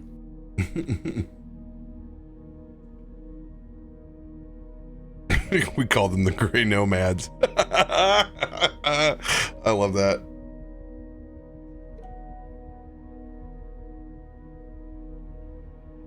Drak, where's your caravan? Caravan? I don't know, probably drove it off a ledge or something. I don't know. I blank out sometimes.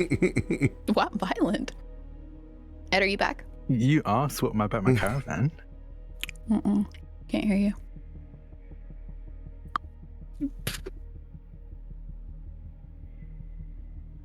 That pick up on mic? I heard the end of something. What was it? I thought you hit your mic. No, that's my jaw. It's my Ow! Oh my god. Christ, Sam. Yeah, I have an appointment to see an oral surgeon to try Botox to help it. I'm nervous. Did you know? for that, Okay. though. What? Speaking of Botox, so Kat, the wonderful Cat Scratch, everyone should follow her. She's great. So she can't burp. Like that's a thing. She can't burp. And it's a thing everyone jokes about it. Every time we burp, we say sorry, cat, because she can't do it. But apparently, she looked into it. There's like a Botox injection that can help people who can't burp gain the ability to burp again. And so that just reminded me. You mentioning Botox was like, Where that's do they use it? Like in the neck region. Apparently, it helps. Oh, so like it's more down here. Yeah, because mine would go right in the jaw.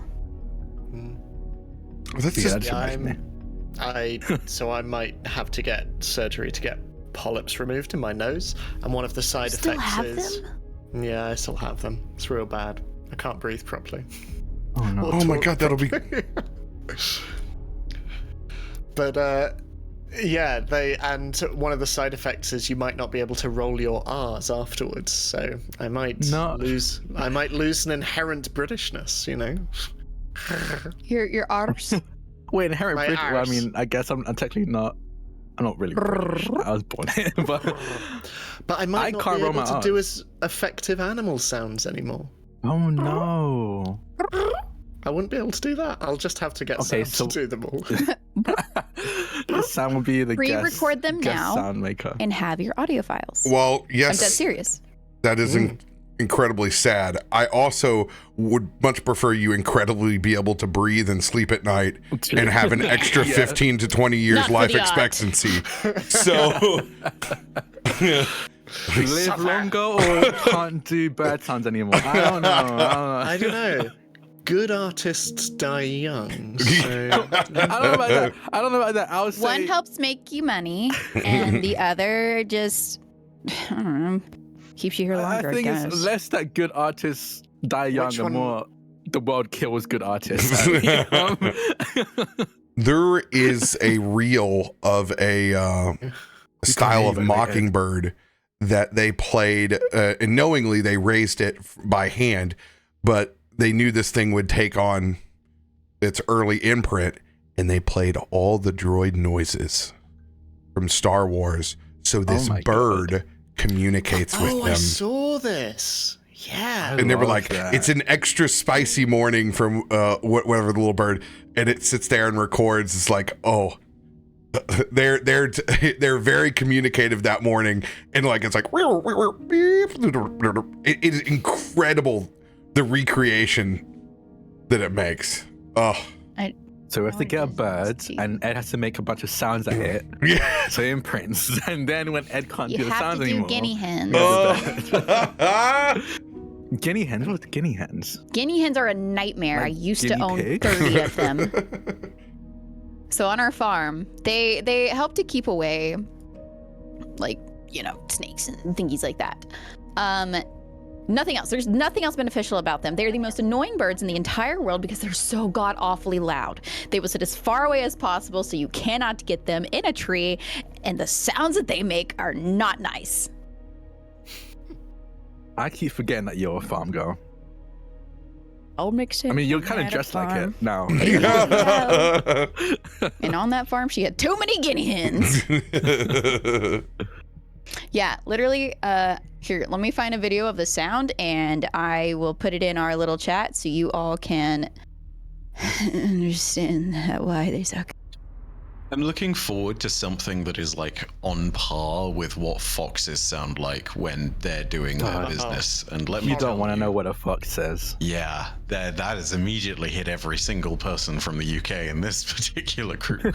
Here, posting it, just 35 seconds long. Yeah, it's called foul for a reason. I'm so glad that we're able to circle around with yiffing as part of our topic on break. That's a good way for us to get back. Wait, what? Gifting? Yiffing. Oh, let me impart Isn't part that a of my fairy knowledge. thing? Yes, and that's what it's from. It's from what they call the sound that foxes make. Oh, I didn't Oh, know that. Yes, I that is understand where this the noise fandom, now. furry fandom, has co-opted yiffing from. Isn't it bad? Not yiffing, but I'm listening to the guinea fowl thing. Good Isn't it lord, horrible? that And they is- don't stop. I can all imagine how that night. would drive you insane if you were Yeah. listening. Silly I did- birds. Will admit, I did have a moment where I was very sick and very hungover after someone's wedding. I think it was a cousin's wedding. And just a normal hen, or rooster rather, outside of my door at 5 a.m. By the time it was 9 a.m. and we were ready to go, and I was feeling no better than when I'd woken up at 5 a.m., I was about ready to catch that chicken and eat it. You know, like I was ready to do some prank stuff. I mean, chase the chicken, they'll have a heart attack. That's a good way to get back into our session, right? What a segue. Is that actually what happens? What the Yeah, I feel the same way about Quasimodo, and that's where I'll leave that. Okay. Dude, you text me at 1 a.m. still sends me. Okay, no, I'm gonna explain this one story. We'll explain that This is later. too good not to. Okay, all right, fine. We'll explain that later. We go on that, we're never coming back. Had to be there. We'll tell you guys Can't hear after. you, Ed.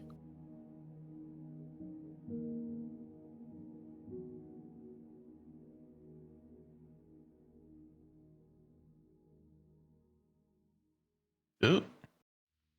Fingers crossed.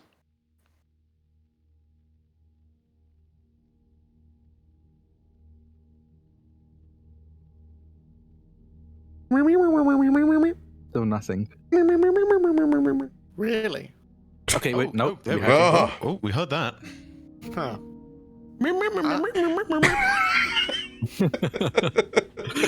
Thank you, RoBear, for the Ed dub. It's good to know what you think I sound like. You just sound like an adult in Peanuts. It's fine. Your voice does Yeah, appear to you be back, disappeared. though. Nope, it's gone It's again. gone again. Oh, it's gone no. again? Oh my god. Do you have a faulty wire? Like, do you need to wiggle it? Plug in your mic and unplug it.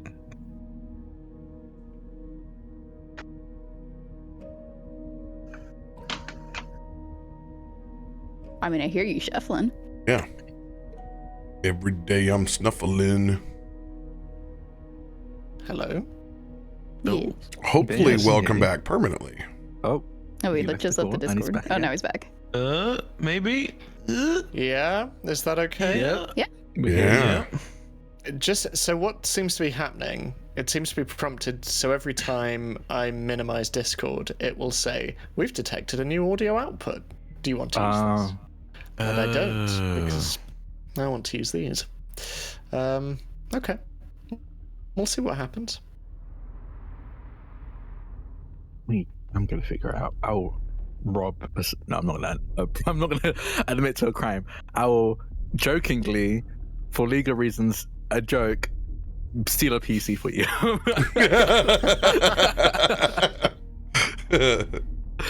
Yes. We still need to do our fundraiser stream. Yes. We'll talk after this.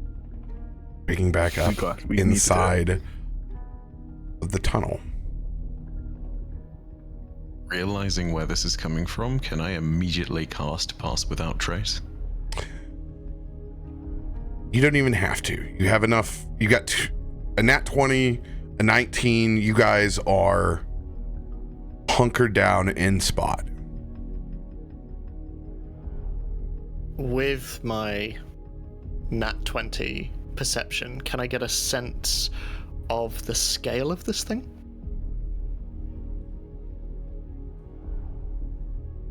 You can. And you've heard it before.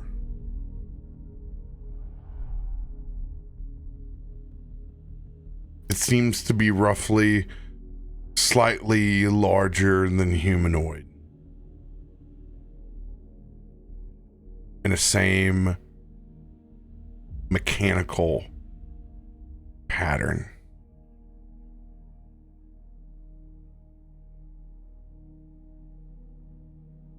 As it begins to round the bend, you can tell undeniably that it's one of the Digwitch.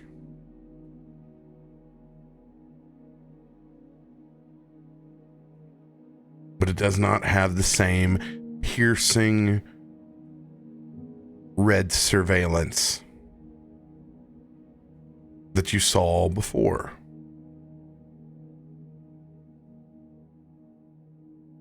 As you see this thing wrap around and through the corner, there is a large blue bioluminescent mushroom that has long busted out of the glass red surveillance eye. And it's glowing. You can see that this thing is covered in moss and soot as it begins to continue to inch up this cavernway.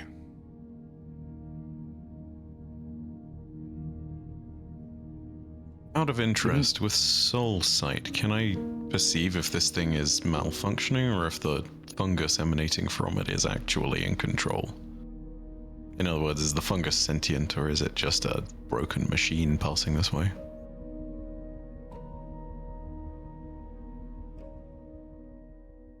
Go ahead and roll spell attack with advantage.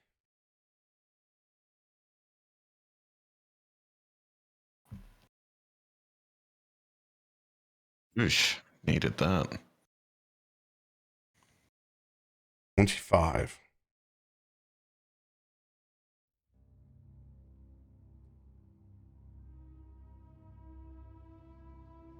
There's something strange with this machine as well. You feel there is some sort of spiritual presence there. Now, whether that's biological from a mushroom, mycelial network, or otherwise, you don't know.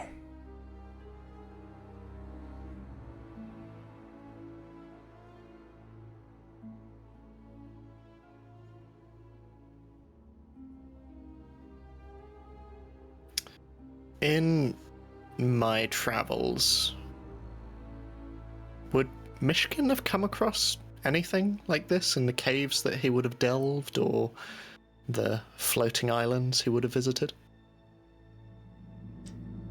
If you'd spent any time in the Underdark, you understand that you go deep enough, there is many outworldish wonders. But understanding the descent that you've been on and this undeniable combination of biologics and machines, maybe it's just another byproduct of the crash site. After all these things didn't attack you, or at least didn't get the opportunity to.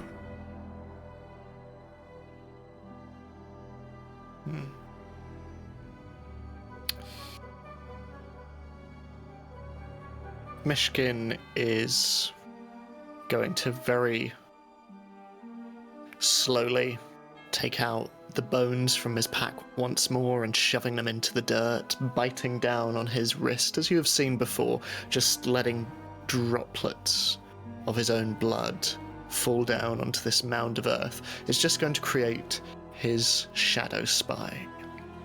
Small raven, and just nodding over in the direction of the Dig Witch is just going to have it fly over and just land on a nearby rock. See if this elicits any kind of reaction.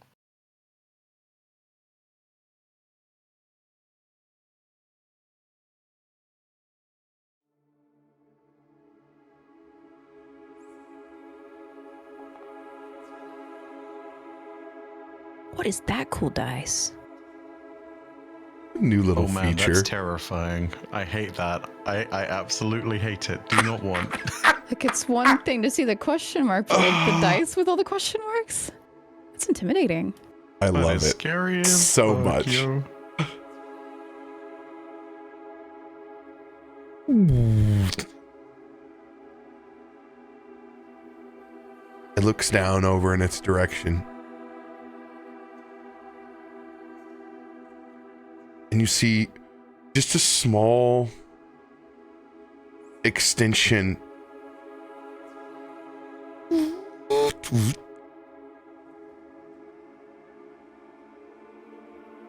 of one of its operational mechanics.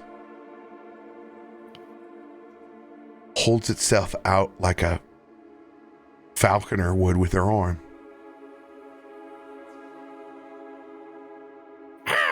And the raven is just going to move across, just hop onto it.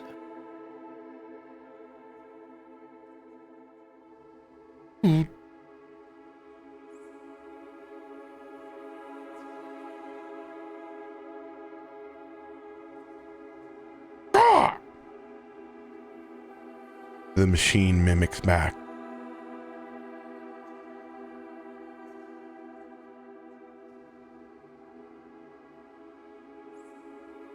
Myshkin is just going to pick up a nearby small rock and just throw it, not at the Digwitch, but just near enough to it that it creates a somewhat echoing noise through the cavern.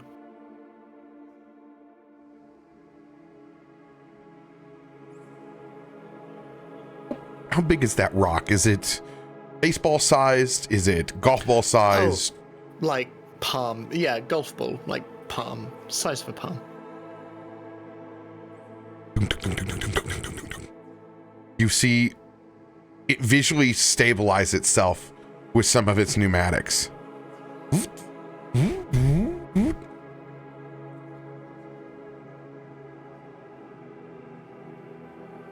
We better get you topside. Did that thing just speak? Seems so. And is it a It voice sounds that we... identical to the speakers that you heard from sentinels guarding the construction site.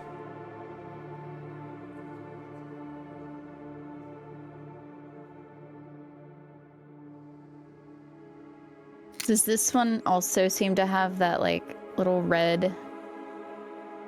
It was like a scanner or like a camera or something. No, that the those red ones is had? busted out, and there's that small blue mushroom growing inside of it where it was busted out. And that's its only light, is that small blue glowing light. Do we still hear the skittering, or has it stopped because of this? Don't hear skittering, only this single machine that is now slowly climbing its way up through this tunnel towards you. Myshkin is gonna... Sorry, you go. Telepathically to Loluphia through our necklace, Kallisto would just say, it's going to find us, so better we're able to figure out what its intention is before it sees all of us, so I can go up ahead and meet it, and all of you react depending on how it reacts to me. She'll respond to you telepathically. I don't know if it's best if you go forward. That's the same voice that Myshkin and I heard before we were taken to the recycling plant. Well, if But it's missing something in the center. I can interact with it, we outnumber it, and if we're able to keep everyone else secret until we're sure it's safe, we also have an element of surprise. So I think one of us being seen is better than all of us being seen.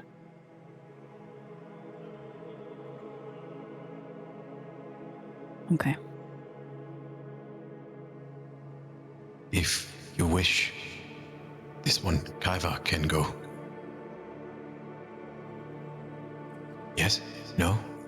Can speak without speaking. Who are you communicating it to? Kallisto.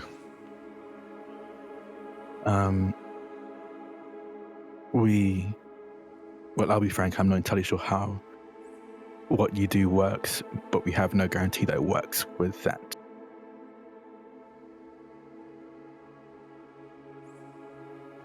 Ivar gives you a look and then just nods.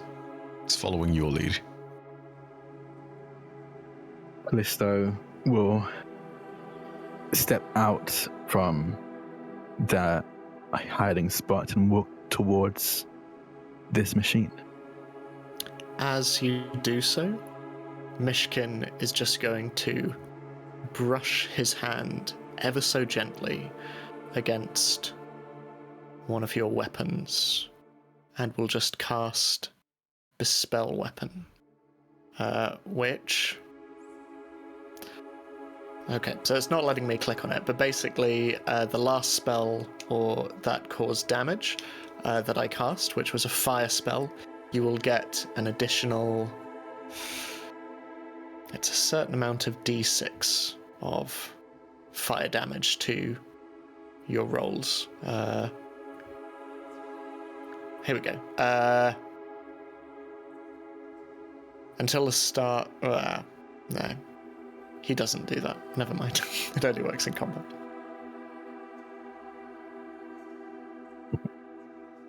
Yes, Kallisto will approach the construct, question mark.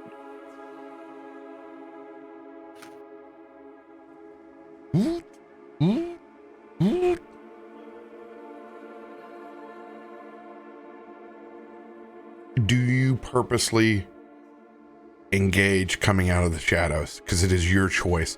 You basically have been concealed this entire time. Yes, no, I purposely step out of concealment to be seen by this construct, and honestly, with just a smile on my face, wave at it and say, "Hello."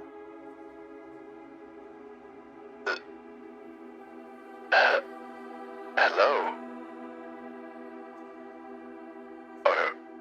Are you a survivor? I've been known to survive, yes. Are you? I don't know. Can I ask, what did you survive? Or what did you assume I survived?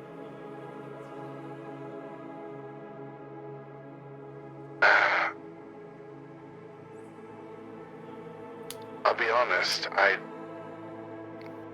don't really know what happened here. It's all a bit of a blur. But things have gotten better since I found this light. And it points up towards the mushroom. Sorry, rude of me. Let me introduce myself. Call me Warden. What's your name? Warden. Yes. Warden.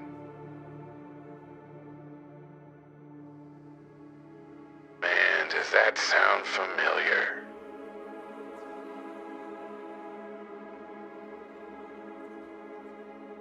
Lolly looks at Myshkin.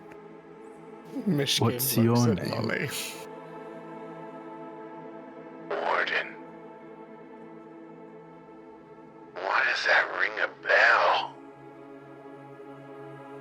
Oh, my name? Yes. Oh. Yeah.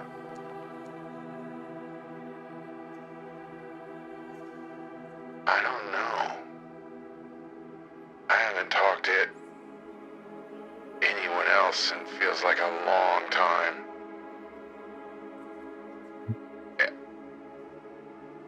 It's a lot of darkness. Yeah, no, I can see that. I'll be honest, the first thing I've talked to other than myself has been this small bird. Ah! It's very cute. Do you have does a bird have a name? No, Warden, it's, I just found it a second ago. Which I'm hopeful for. If it got itself down this far, maybe there's getting close to getting out of here. Oh, you've been trying to get out? How long? Well, you said you can't quite tell, but you're trying to get out, right?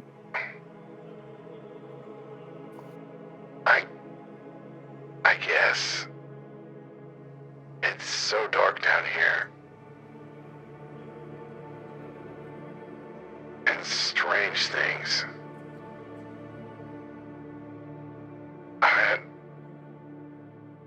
I'm really confused, Warden.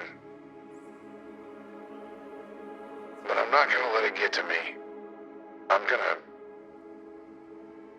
don't know, I feel like I have to keep digging my way out of here. It's, I don't know, it's like an itch. I gotta scratch it.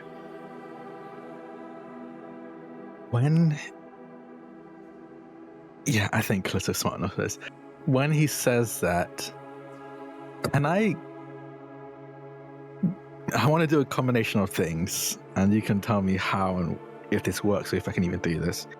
But I want to kind of remember what I saw of the Dig Witches when we essentially kind of caused them to combust or destroyed them earlier. And I want to look through any gaps and dents I can see through in this Dig Witch and see if it looks like they're the same, kind of like the same makeup, or similar makeup. Go ahead and roll that perception check.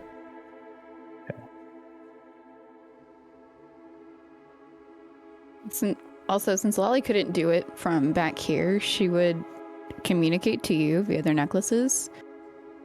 Can you tell if this one is potentially half a person? Yeah, telepathically you'll say. Okay. Right with you.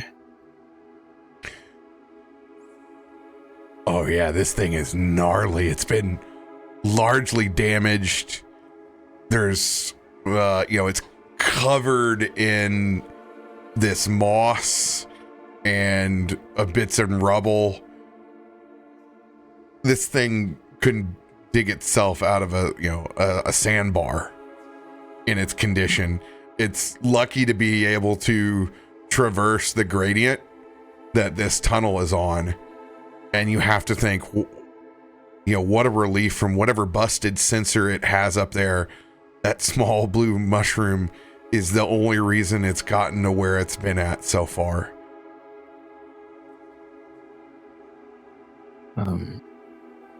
Friend, you don't mind if I call you friend for now until you figure out your name? Friend. Is that okay?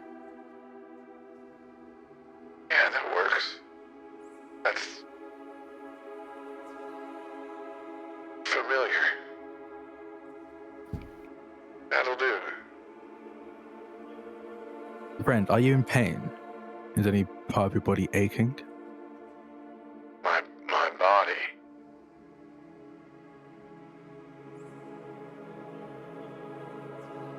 My body?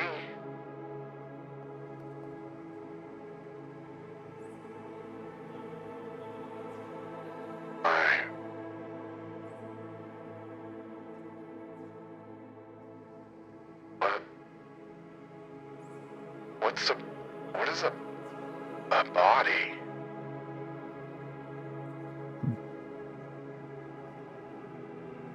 Let's find a way out of here. I'd very much like to leave as well. I have, I suppose, the itch that you were talking about. Let's see if we can help each other. Hey, Warden. Yes? I'm real confused. What?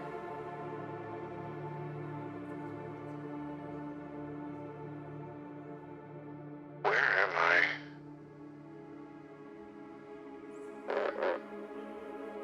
We're in a cavern of some kind.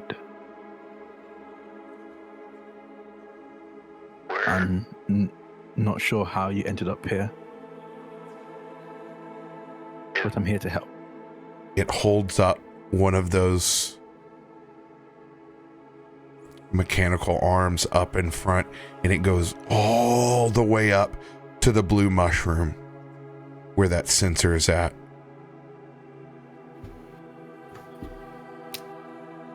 Oh gods.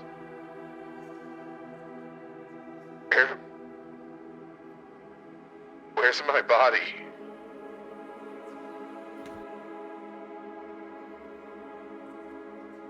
Warden! I had a feeling. Friend, I don't know. But like I said, I'm here to help.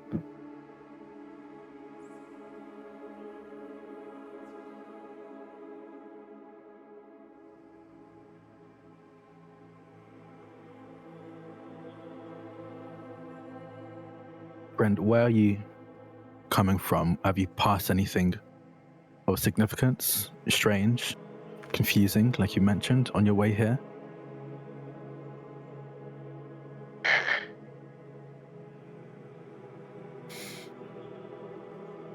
So many tunnels.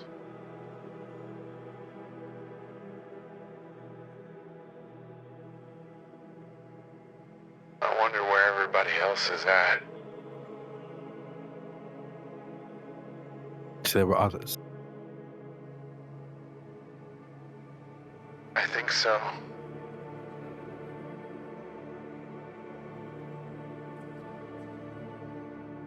Friend, you mentioned that things got easier or better since you found the blue light. Do you remember where you found it? Even just a general direction?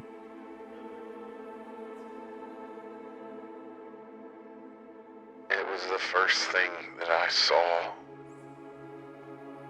that wasn't all gray.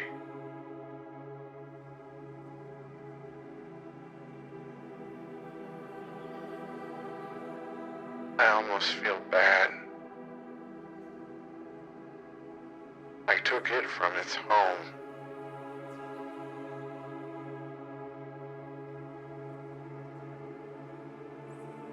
Made its home here. I hope it doesn't resent me.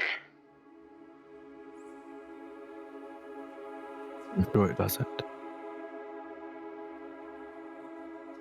So many voices, yet so little spoken.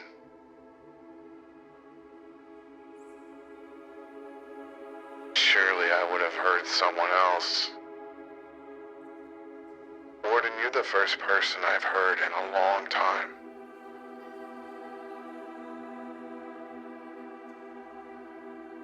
Friend, do you want to take a seat? Just for a moment?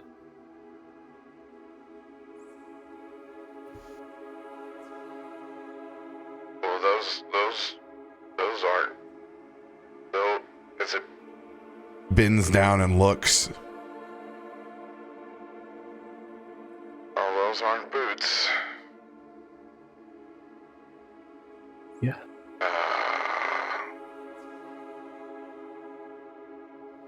I guess this'll work. As it lowers the pneumatics on its back. Kind of sits like a frog. Kallisto will sit beside them. I think at this point, to anyone watching, it seems clear that I think he's still on edge, but isn't looking at this creature as a threat anymore. More of everything else that could be potentially around us. And he takes a seat beside Friend. I will be honest with you. Seems like you're the kind of person who would appreciate that.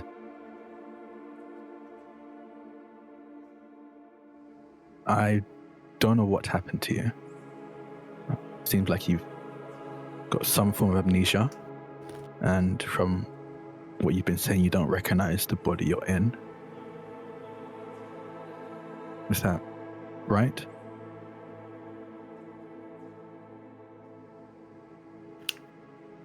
Warden, Yes. I have no idea what this thing is.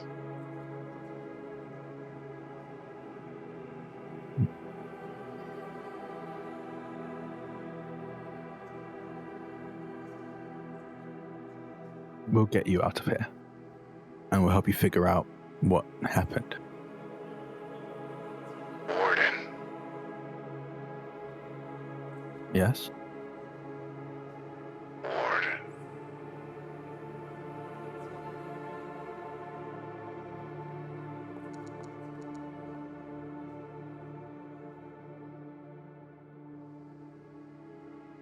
You're a warden. I Yes. remember those.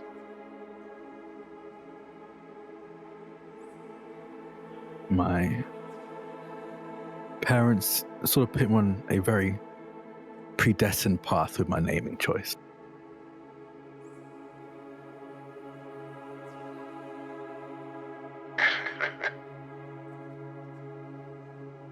It's kind of like Guy. That's funny. Trust me, I hear a lot of it.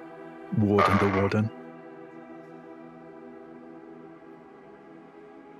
So tell me this, Warden.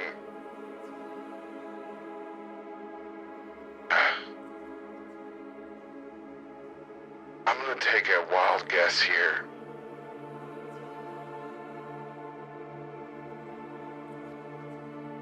When did the mines collapse?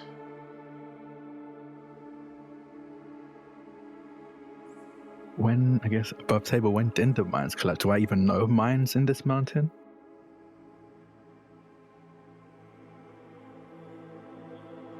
I want you to roll a very eerie society check. Eerie society check. That's a special Pathfinder. Okay. 17 for a bit. Dirty 20. Can I roll hearing this to tell him if I know? If you want to. I mean, you're always never too far from your partner.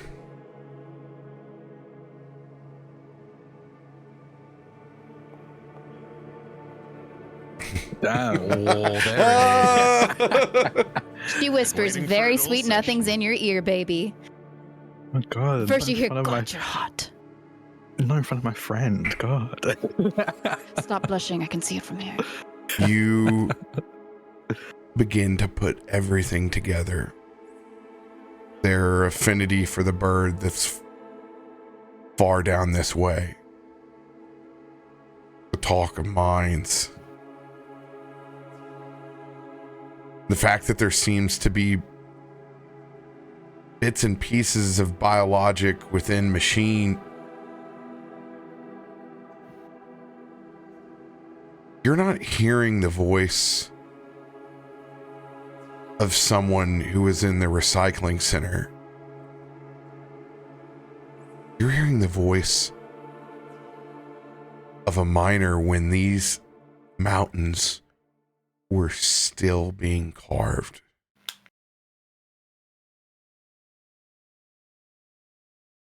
They understand Warden only because of the very first wardens that began to arrive at this area hundreds of years ago. When the Dunvolcan dwarves were still actively mining pre-Stormforge, pre-Storm ore.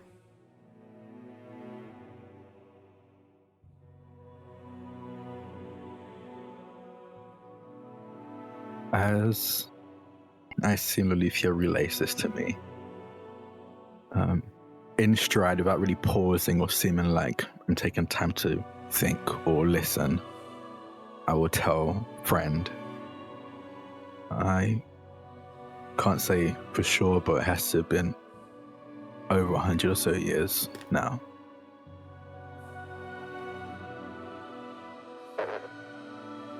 What?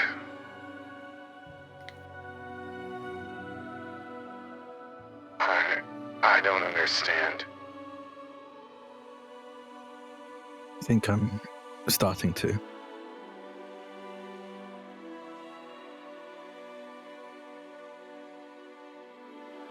Try to remember, do you remember your name? Family members? Faces? Family. That's another familiar word. My family?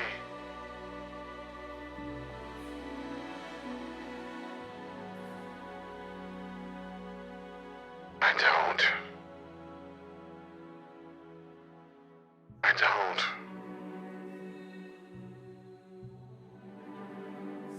My name?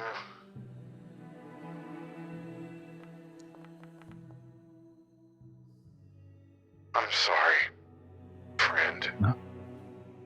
You don't need to apologize. I mean, Warden. Friend, it's fine.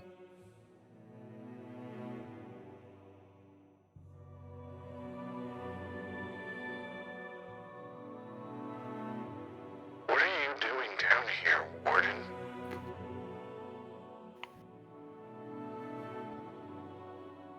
Before I answer, can I do a quick perception check just to hear? Yes, I'm trying to gauge if this is running on.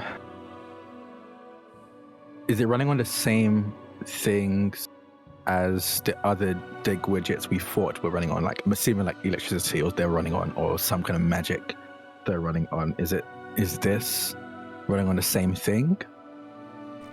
It still seems to be running on mechanical means.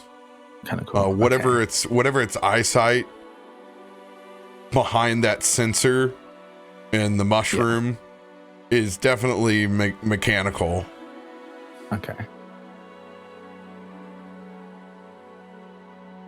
Yeah, I think he's a bit clouded by emotions right now.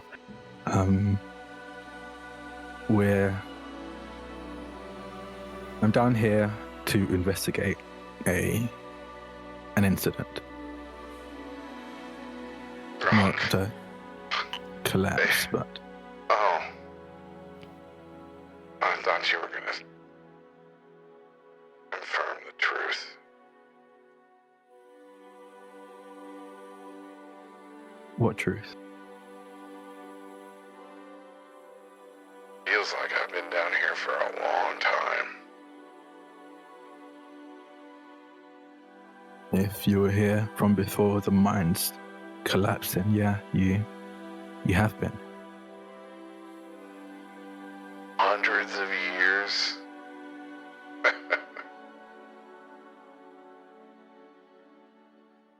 Next thing you're gonna tell me is that nobody's left here to mine anything. These things have been prosperous for far longer than anything I can ever remember. Does this Digwitch see his arm? Oh yeah, I just saw its arm for the first time. Yeah.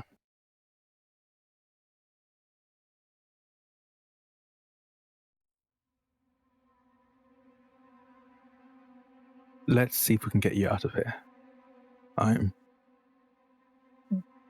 Being a warden, I do need to make a clear and thorough sweep of this area, but I'll be back and we'll lead you up top and take you back into town. Hey, Warden, Yeah?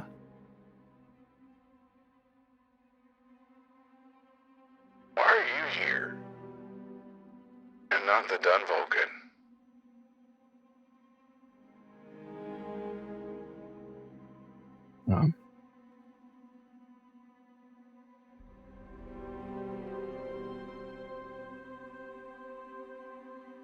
Brenda, I'm not entirely sure how to tell you this in a way that's believable, because I'll be honest, if I were in your shoes, I wouldn't believe anything I was saying either.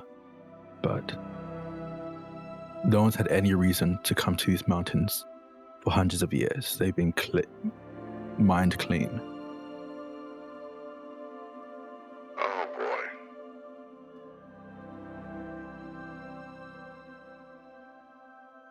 Well, that's certainly news, isn't it, little bird?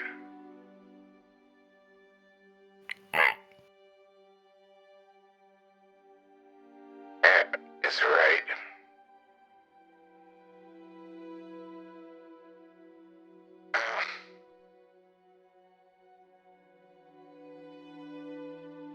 Tell me this, Chat. friend. Yes? What's it like outside?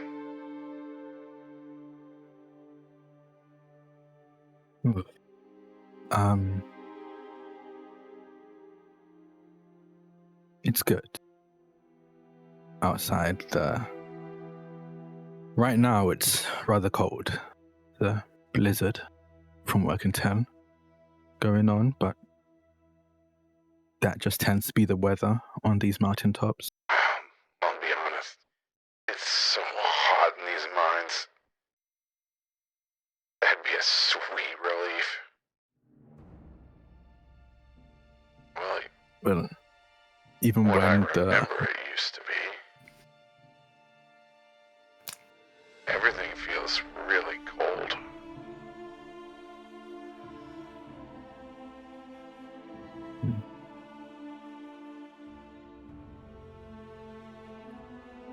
Friend,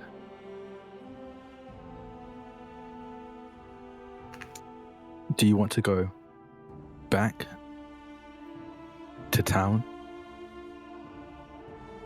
Is anyone here left behind that you would like to bring with you? We can go in and find them as well.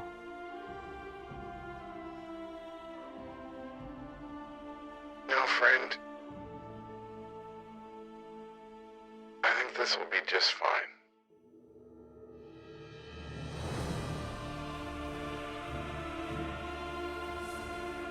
And it gets up off of its pneumatic back legs. And it reaches out one of those small mechanical hands towards you, Kallisto.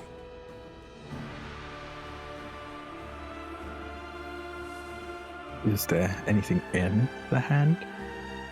Yeah, just a small clasp. Kallisto will take the hand.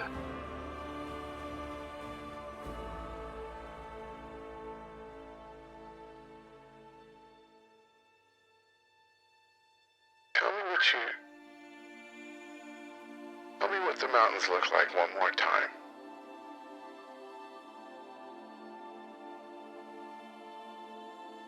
They,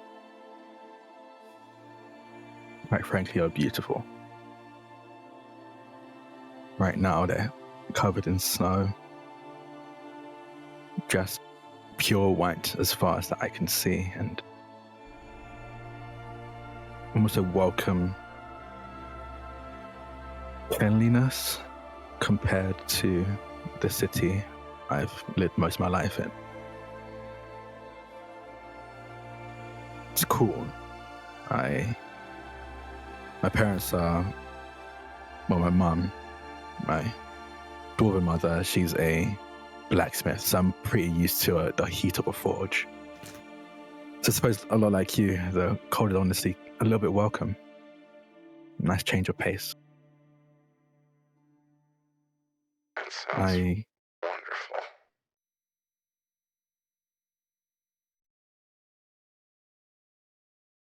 And you feel that hand just slowly sink.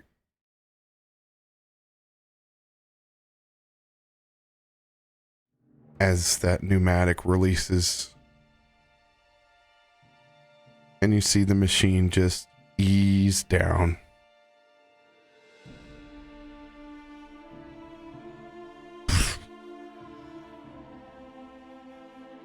As you look at what little bit of sensor was left back behind that glowing mushroom,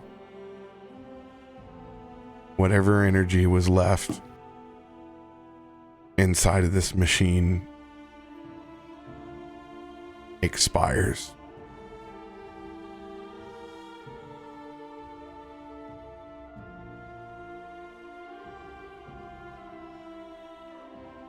Kaivar, roll a spell attack with advantage.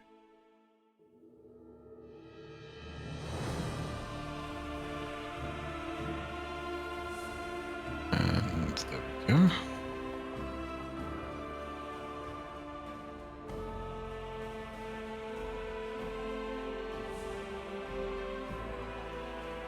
You see a small blue orb that lifts up from this machine. As it floats around where Kallisto is for a second, you can see the outline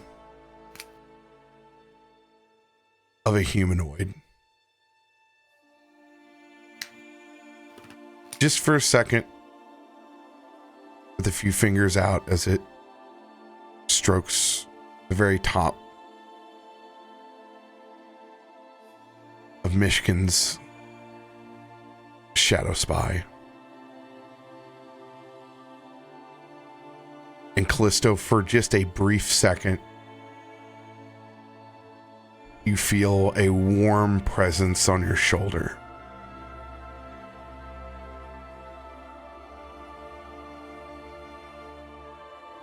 And even though you don't hear it, it's like Kaivar's internalizations. You hear friend. In Kaivar, you see that soul go back into the orb, float through the cavern and up and out past.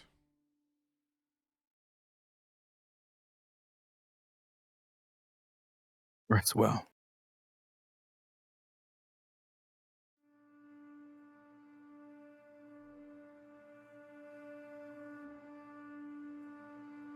Loluphia would step out. She would look at Farouk. Since Farouk, whenever they had kind of put the pieces together that there's machinery that's also human. What does he look like right now?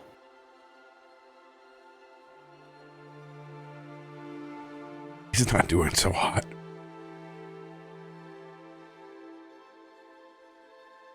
He's leaning up. Big, welled up tears in his eyes look like small thunderstorms that could burst into a dam at any moment. It's his eyes are as light as you've seen them. That cinder soul, dim enough where you can actually see his pupils and his irises back behind it.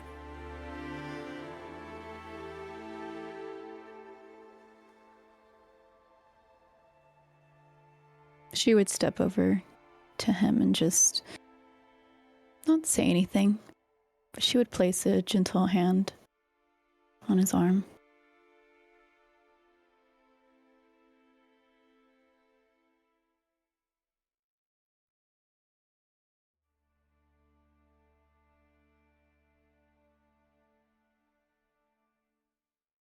He takes it willingly.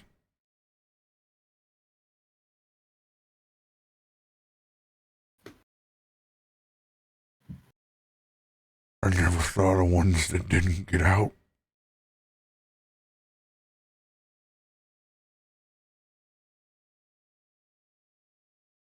Did you know a lot?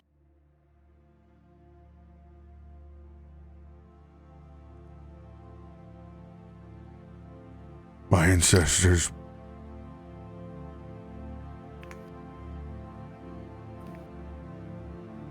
paid that cost long ago. It is one that we live through story now.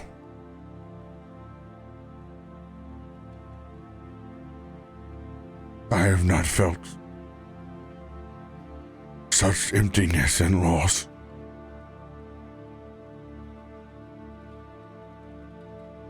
Souls were not meant to be kept or collected or trapped between stone.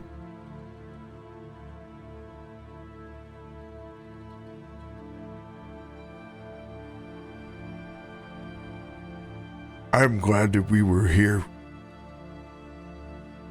for them. I as well. I am glad that we were here.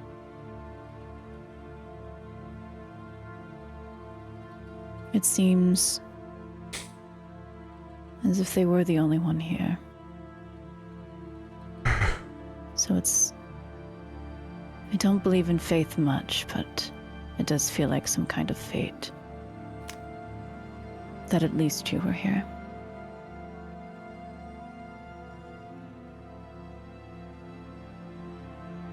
Faroük.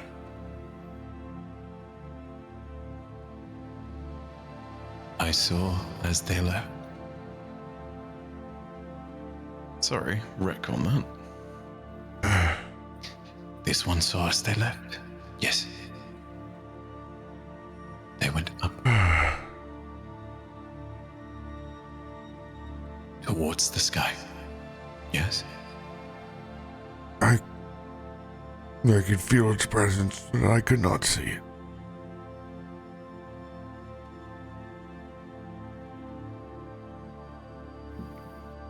Thank you. Ivar waddles over and also puts a hand on your other shoulder.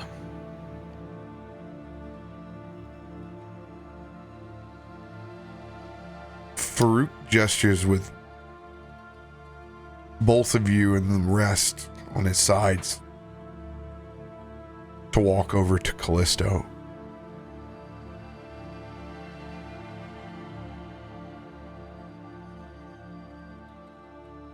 Kallisto is, I think he's still for a moment, looking down at the construct's body. He just takes in a deep breath. I think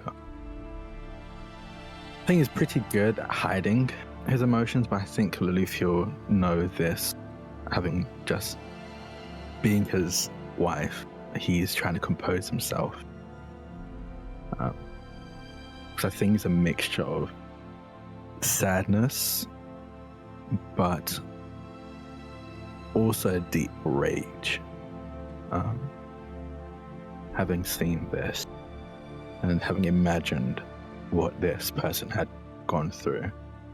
But take a deep breath and keep all of that to the side and turn to meet the rest of the party.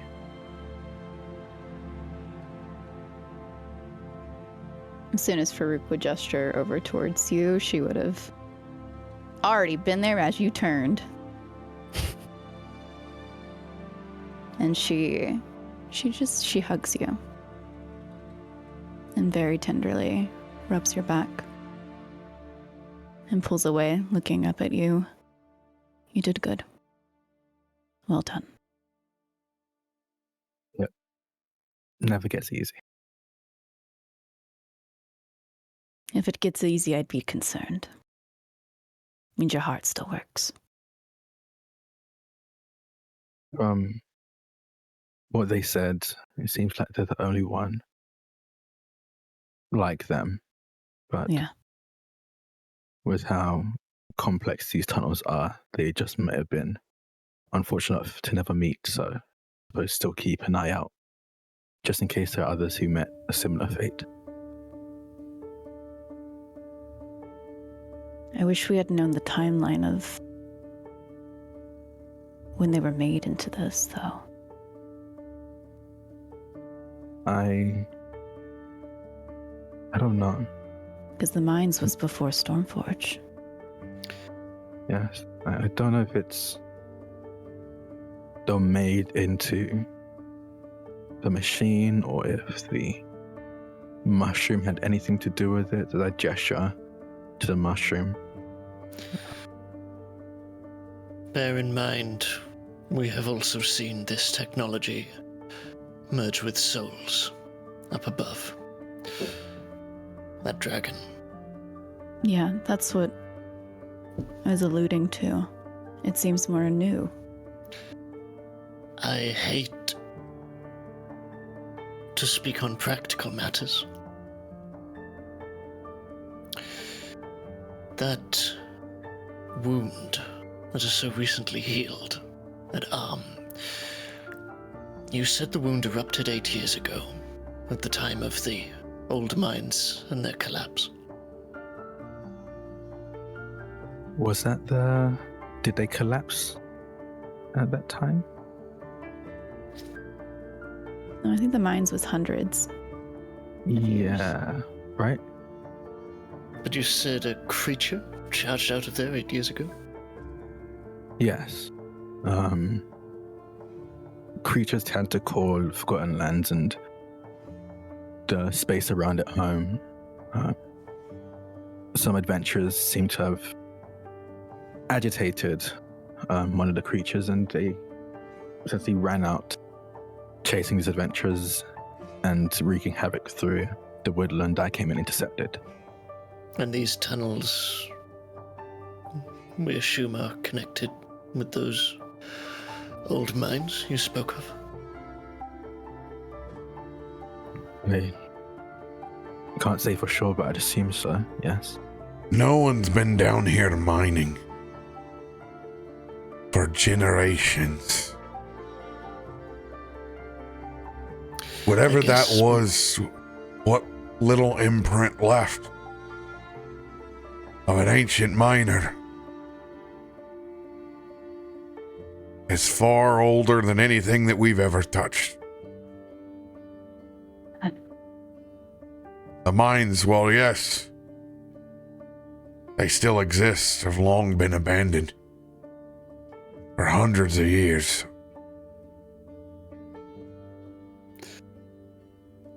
How high up is the mushroom on the ceiling?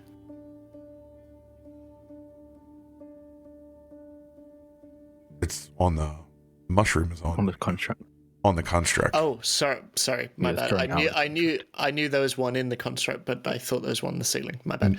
No, I found one somewhere down here. Okay.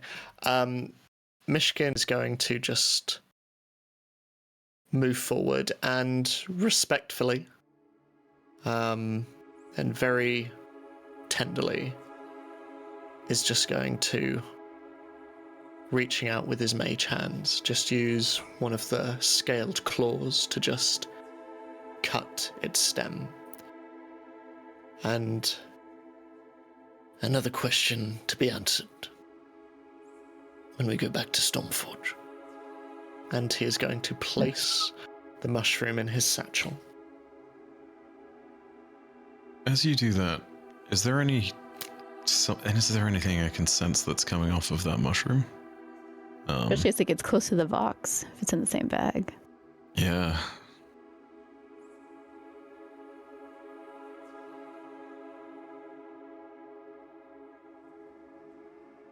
Unfortunately, you don't have the Vox on you.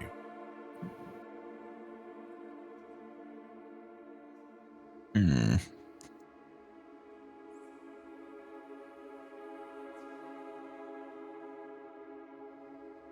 Myshkin. This one Yes. I would like to observe. Yes. And hopefully before you put the mushroom in your pack, Kaiva's going to just reach out his hand.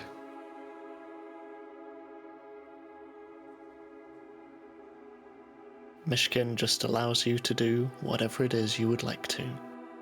He trusts you. Skyvar makes contact with the mushroom, he gently starts to part the psychic veil and tries to read psychometric resonance on the mushroom.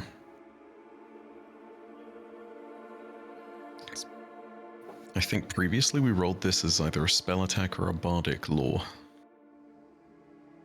Spell attack.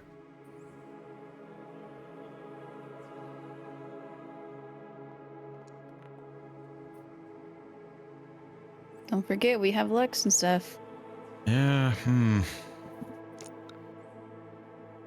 I wash my luck on this, or is that an in-combat only situation? Yeah, we use them just like 5e luckies. Do you want to add anything to your roll before you make it? It's tempting to add an advantage considering we've just spent as long as we did on this thing, and things go badly with certain bits and pieces. I mean, we have advantage. Spend it. Let's burn it. You reckon? It's very valuable, is the only reason I say it. That might be a... Spend it. This could be very valuable too. Yeah, I say spend it. I'll play it. Alright. You got it, Drak? Yeah. Okay, thank you. Alright, yeah, and from my own hand, if I've got stuff left, I have a 1d6, so I'll add a +1 to this. Why not? And real quick, before I forget,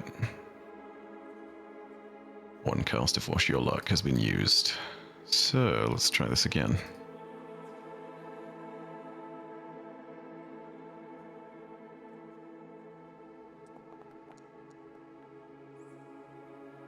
Ooh. Oof. Ay, ay, ay. Thank God it rolled off the 1 at least. Oof.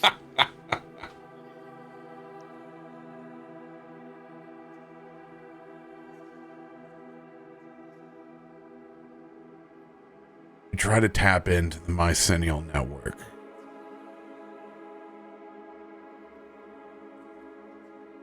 It feels sparse. Not all that unpredictable since it's alone and not connected. It's been separated and on this small island for a while that was this machine.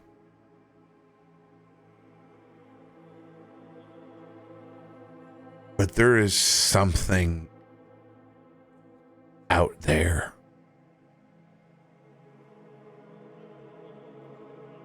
That you feel even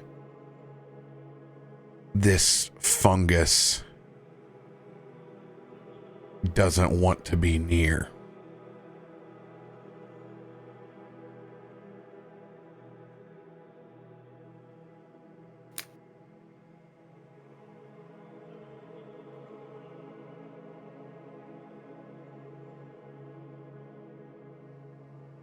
Skyvar turns it over in his hands.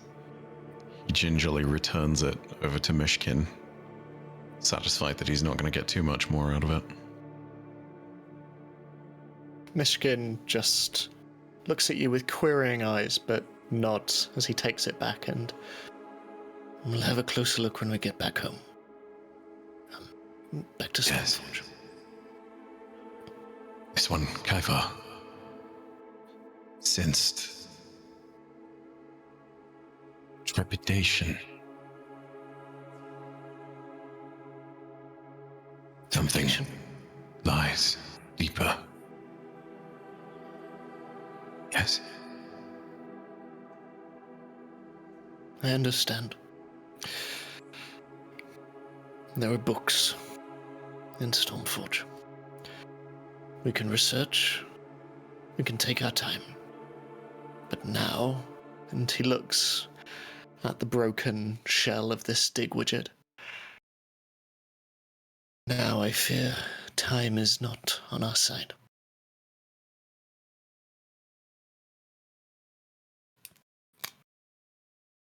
We need to go in deeper. It mentioned an urge. Despite not remembering anything really from its past, it has the urge to leave, which is understandable. Of course, they'd want to leave, but the way they described it felt like something more than just wanting to get out of here. it might be related to what is down here causing some of these nanobots to crawl out of the hole we entered through. And it could end up being connected somehow to whatever was going on with recycling plants and silent gear. And I have the washboard. I have a theory. And Myshkin begins to kind of walk and talk West Wing style as he just once again glows his hand up and just sort of begins to try and navigate the way forward. I'll follow. Whatever these mushrooms are, clearly naturally occurring, perhaps maybe even retained the spirits of those who died when this mine collapsed hundreds of years ago. The technology that has arrived here clearly appears to be merging, interacting, setting off biological species, organic matter, but also clinging on to spirits, maybe even souls.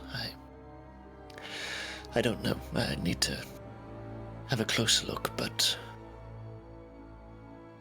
whatever it is, this technology, it appears to be naturally occurring at a rapid rate. By design or no. Quite frankly, I'm almost worried if it isn't by design. Because whatever they're trying to do must be close to it.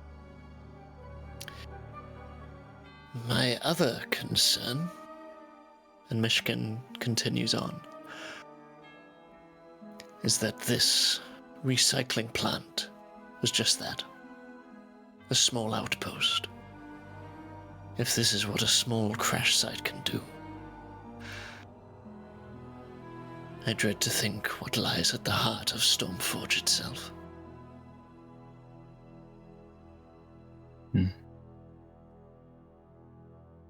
We're going to need whatever information we can get from this small outpost before we tackle anything as potentially daunting as the scent of Stormforge itself.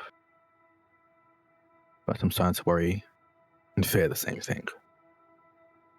And there's obviously more here. You saw back there. Newer things.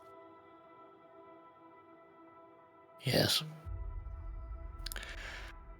And I must admit, for all of my magical knowledge and my research into the arcane, this is new. Even for the silent gear, this is new. And unpredictable.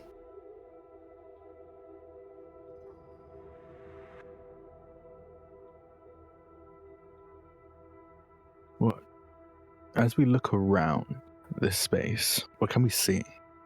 Can we see other points of entry? Other tunnels?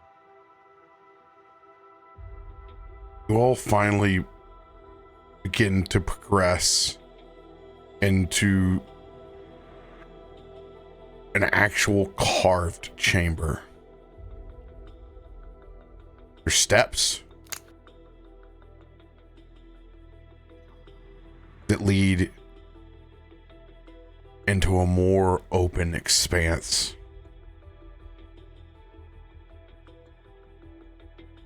In this main chamber, you can see what is left of a mining expedition. But then juxtaposition next to what is clearly an archaeological excavation. You see the largest bone that you've ever seen.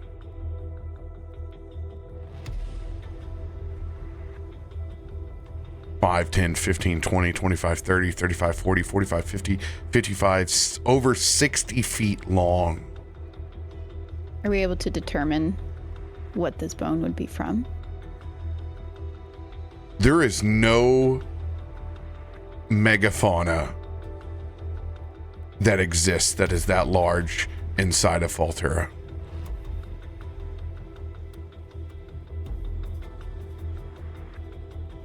Have we heard of anything historically?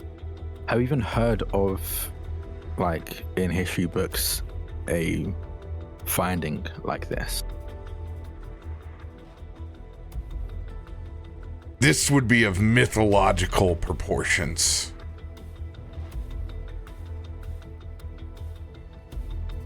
Can I try and roll on that with Bardic Law? You may. All right. Let's roll that hard 6. Oh. 1 off. Damn.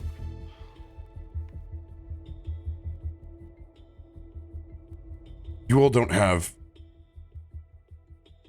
the foggiest of where this thing has come from. Can I roll either library lore or, if you deem it more relevant, hell lore? Library lore. Library lore, okay.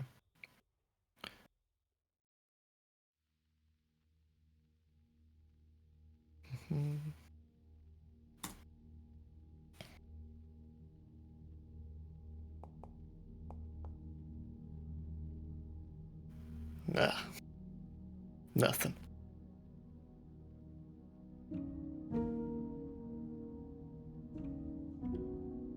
Farouk even stares back at the size of this.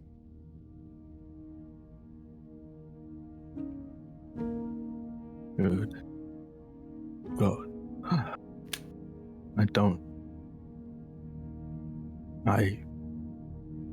I couldn't even guess what this is.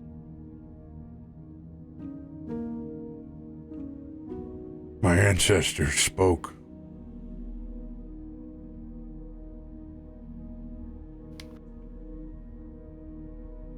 Long of giants and incredible creatures in the plane of fire.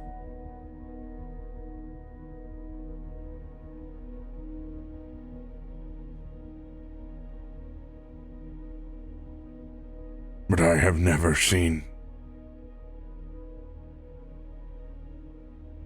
anything but as a glimpse until now.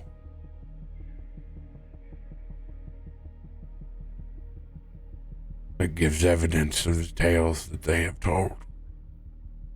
You're sure that that's what this is? No. I can only represent what our ancestors have spoken to us. I do not know, Lolly.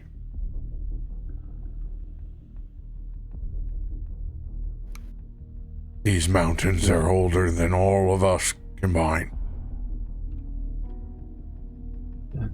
That is not good. If creatures this large, even just the corpses exist here, who knows what the nanobots can do with that? Can I roll a perception check to see if there's any technology of any kind in proximity to the bones? Absolutely. Nanobots or not? Okay, gotcha. I have a suspicion.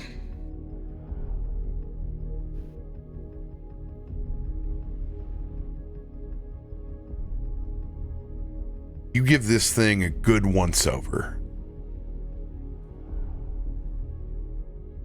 There are the traces of nanobots all over this gigantic bone.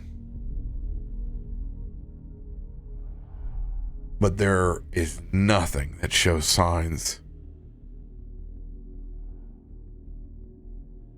of them combining like they have with the Dark Heart, your Vox, or the Digwitch.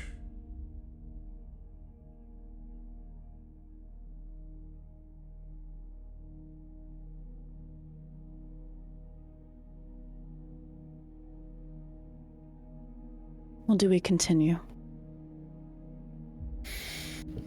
As the mystery deepens, Yes. I imagine so.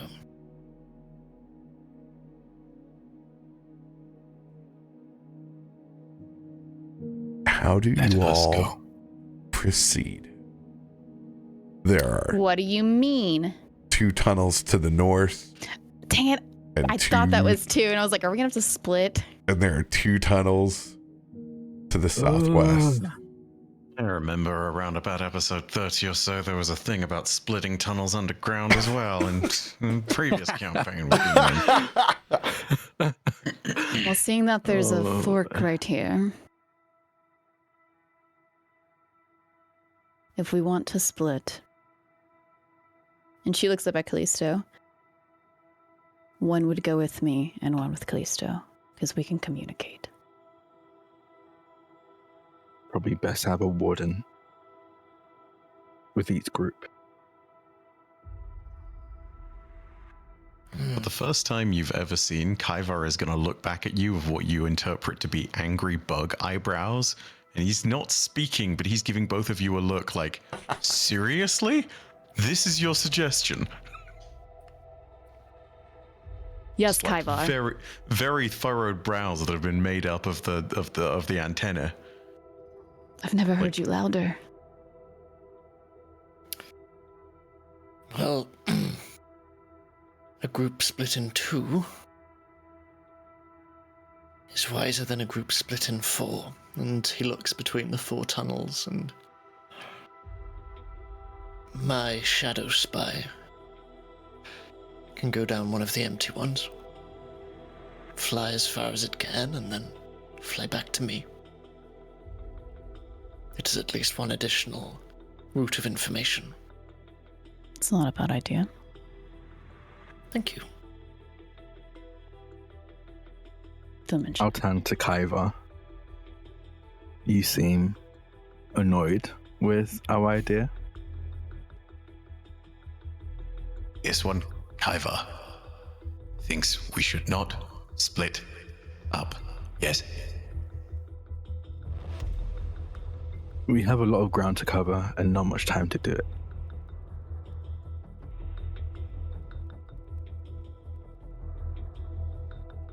The Fine, moment there's an but issue. this one will stay with you.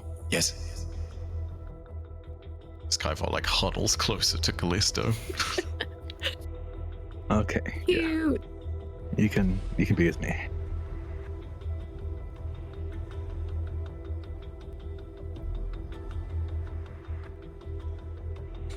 Farouk is going to take one of his eagle feathers off of his ceremonial garb and take that golden eagle feather, and he's going to lay it over where the busted piece of red glass was on the dig witch. What are you doing that for?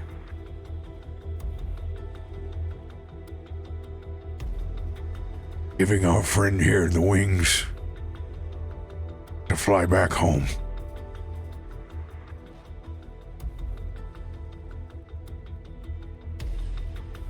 As he pats the cold machine, as he lays the feather across.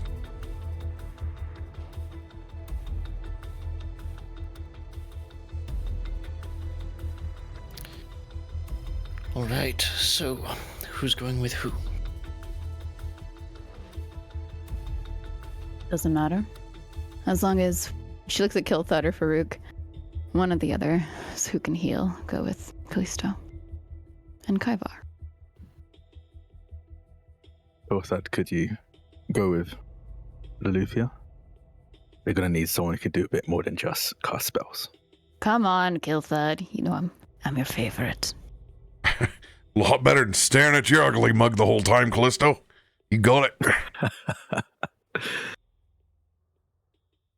Farouk, you're with me. Yes. Loluphia looks at Myshkin. Looks like the cards have been drawn for us. Well, at least the decision was made by others, and I wouldn't feel as though I were being unwanted. Ow! take a Kallisto. Myshkin bringing that sass. Oof. Lolly's necklace is gonna light up to Kallisto. Seems like everybody's dogging on you right now. What'd you do? I don't know, but have fun. Why, Iota? All right. Flip a coin. Who's going left or right? Sure, let's flip a coin. Let's do it. All right, what group is heads? What group is tails? I Myshkin call is tails. tails. Yeah. Yeah, Tail. tell us which can, yeah. All right.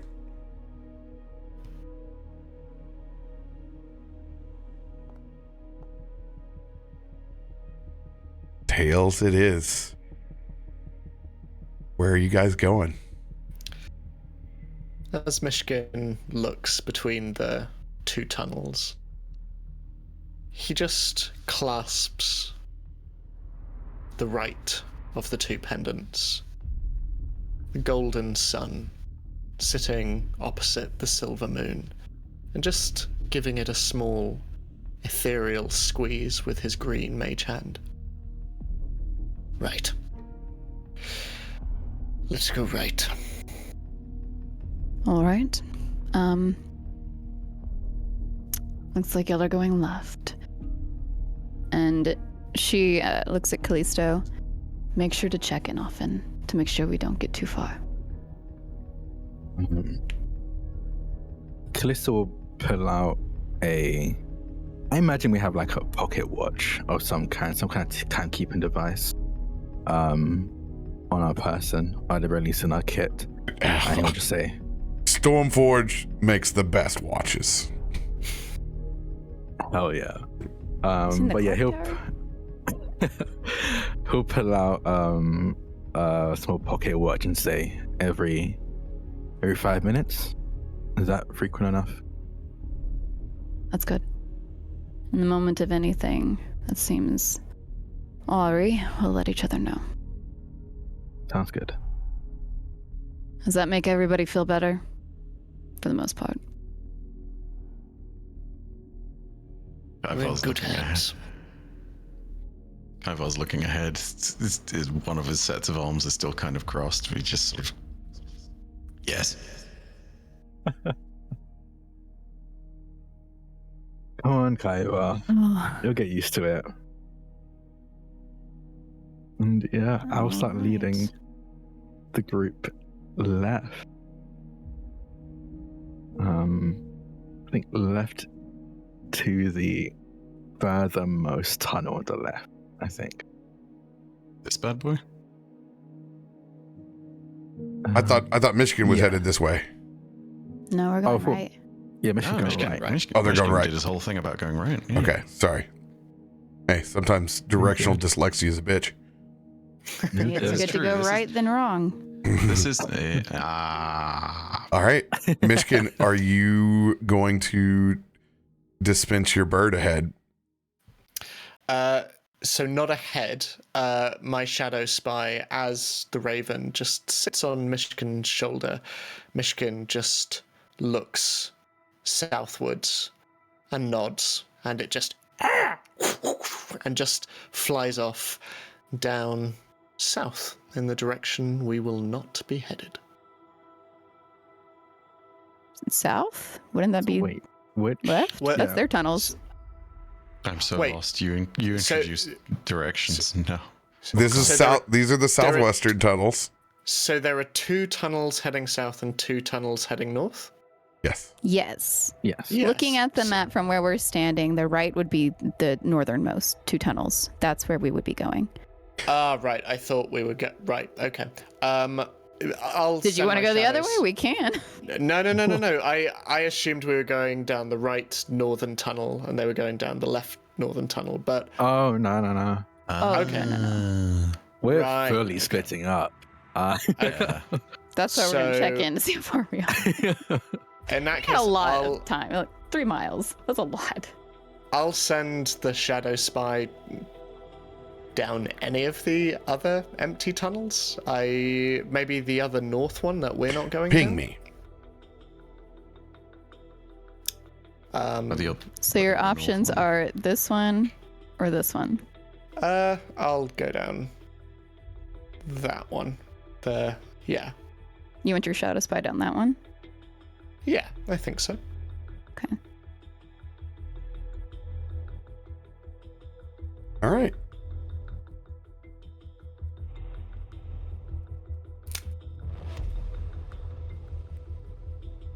Seeing if we have an official little birdie. Oh my god, the bird's getting Foundry official. My God, that's big. That's a big deal. That's a big win for bird lovers today. Sheesh. He goes off into the tunnels now to discover the stories of his people. Those annals held in terrible grimoire that they call the Dark Avian Secrets. No, stop! Don't bring it to another campaign. Dark Avian Wow. Secrets 13 coming to Amazon Prime. 13. We were at 3 before. Well, we've sold a lot Series is to the expanded. max. What In is many Ketri ways. writing? Imagine it's all in Ketri's library. In many By ways. Renwick. Oh my god. The idea of it being written by Catri is hilarious too. It's less a book, it's more a stream of consciousness and occasionally pretending to be a bird. Go ahead, He's Myshkin. a great artist of their time. Oh. The Raven is yours to control. Oh, amazing. I can just move him? Should be able to. Whee! Oh, that's so fun. He's so cute. Whee! Oh, why can't I? Oh. Go ahead and roll a perception check. Okay.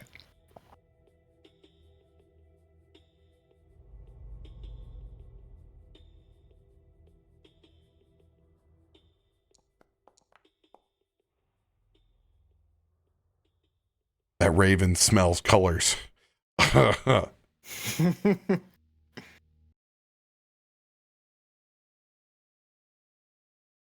There is nothing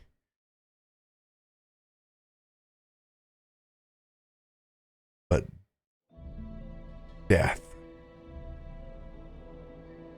that you see in these small, shallow ponds.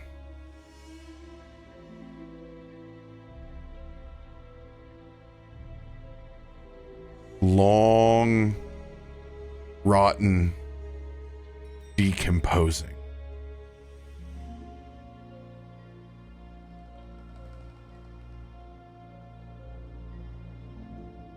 There's a slickness of patches over the top of these waters.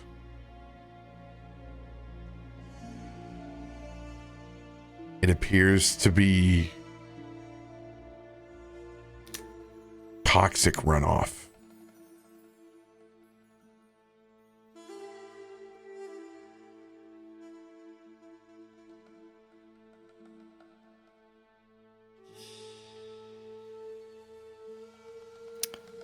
It continues flying.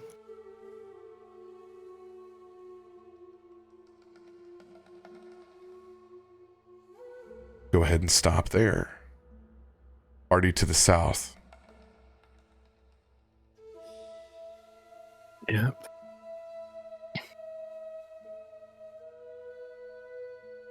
Go ahead and make your move. I think Kallisto. Yeah, Kallisto will take lead. Start heading the south of the ruin. Or his group. We all have dark vision, right? Yes. I got better than dark vision, baby. I got tremor sense. Oh yeah. Okay. Wait, is this the This is the tunnel, right? Yeah. As you guys walk past that massive bone, you get a sense and scope of the feeling that you could literally be inside the marrow of this creature that once existed. Makes the hair on the back of your neck stand up. A strand of marrow. Wrong campaign. I didn't name it. Campaign. The Storm of Forge. No, you forge a storm. There it is. That's why Loluphia is the Storm Sorceress. Yeah, that's why. But yeah, we'll continue. As oh yeah, the cave narrows into much smaller mine shafts like the one that you came down, there's a passage to the left and to the right, or north and south.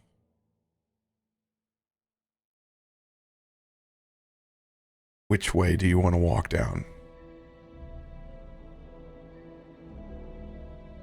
I'm going to stick to my guns and go southward, but if anyone has other thoughts, Kallisto is willing to listen. All of it is truly just chance as far as Kallisto is concerned.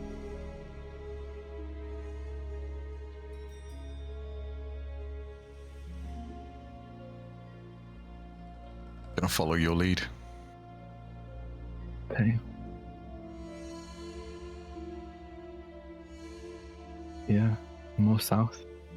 Creeping along the walls, just following you. More bow. Oh. You all enter a chamber in which there is another massive bone. However, this time it has been busted into, partially broken. And you can see the markings of these nano machines that have been all over the top of it. But you see no marrow on the broken end. Kaivar, Tremor Sense, roll your perception.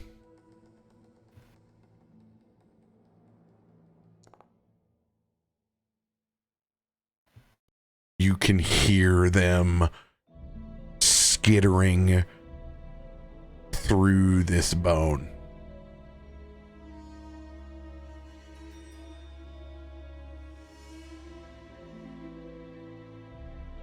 It seems that it is these machines have created their own tunnel.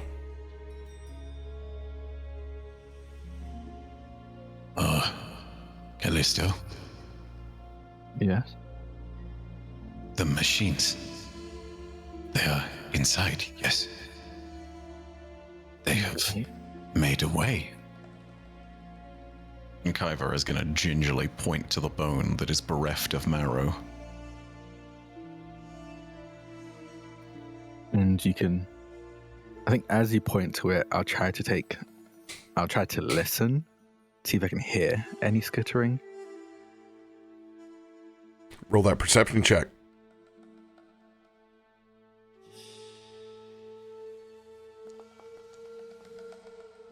Oh. 21. It's faint, but you can hear it. Okay. And it seems like listening at the end of a gutter. Far, far, far down.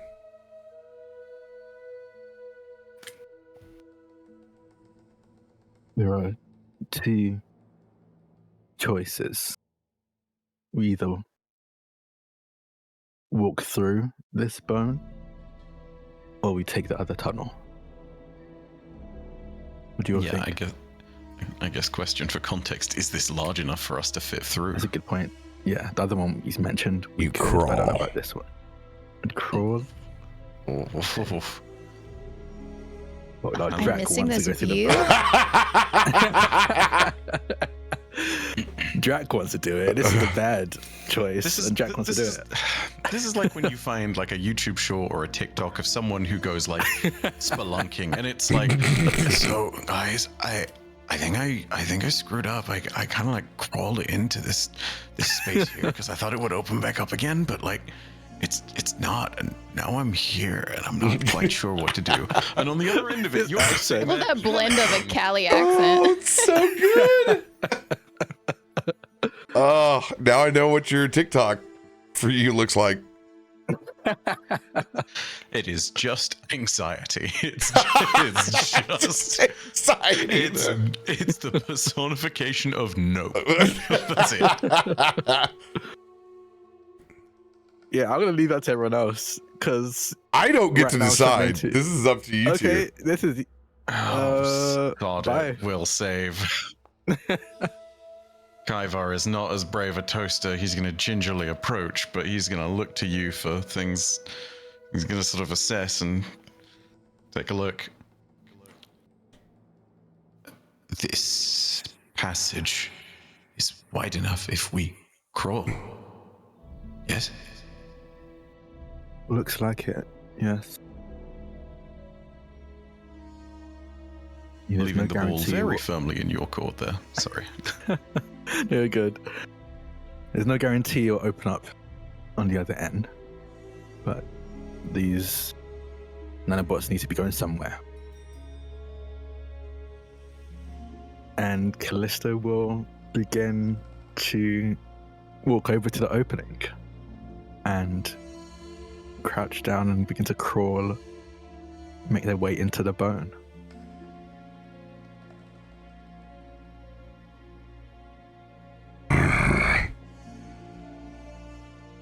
Farouk sizes that he has to get on his hands and knees. Kallisto's used to it. In human centipede Y'all pretty fashion. big guys too. Yeah. Yeah, you chose like the two skinny ones, and then Farouk, who's even his armor is like an OG D2 Titan, where it's like two giant toilet bowls on the side. Yeah. They're literally World of Warcraft oversized pauldrons. Yes. It's fine. Kallisto's used to being on his hands and knees. Yeah, he is. Oh. I mean, In all fairness, there's like a full foot height difference between him and Loluphia, so it's like it's only polite, really. That's how he talks to me. wait, I need to find that meme. Yeah, this How how to you talk short to short people. people. Actually, we don't need to show that. This group of all you giants over here. Anyway, back to men crawling. Uppies. Peace. Oh wow. Do you guys proceed towards the Shadow Spy?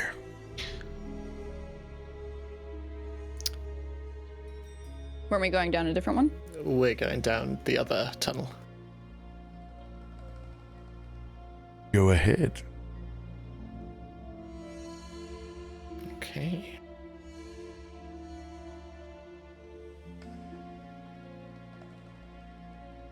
Come on, Kill Thud.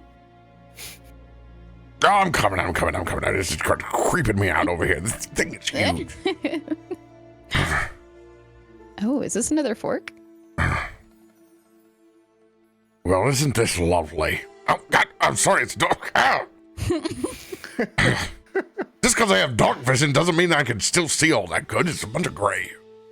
Oh, And Lolly whips her hand and uses light. So now there is some light. are you Alright. sure? Well, I don't want to metagame now that you asked that. Yeah. Why?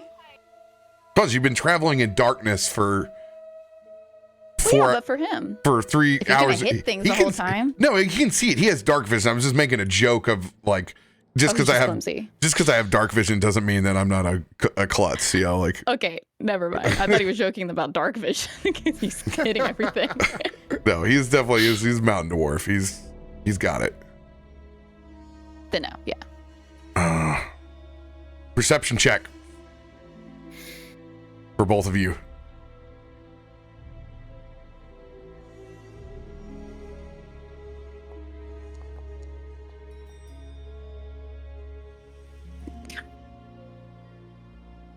You, Myshkin. Huh? What? There's 2. Again. You hear faint voices and heavy. In a language we understand? It's just faint and banging and just general noise underneath you. Underneath us.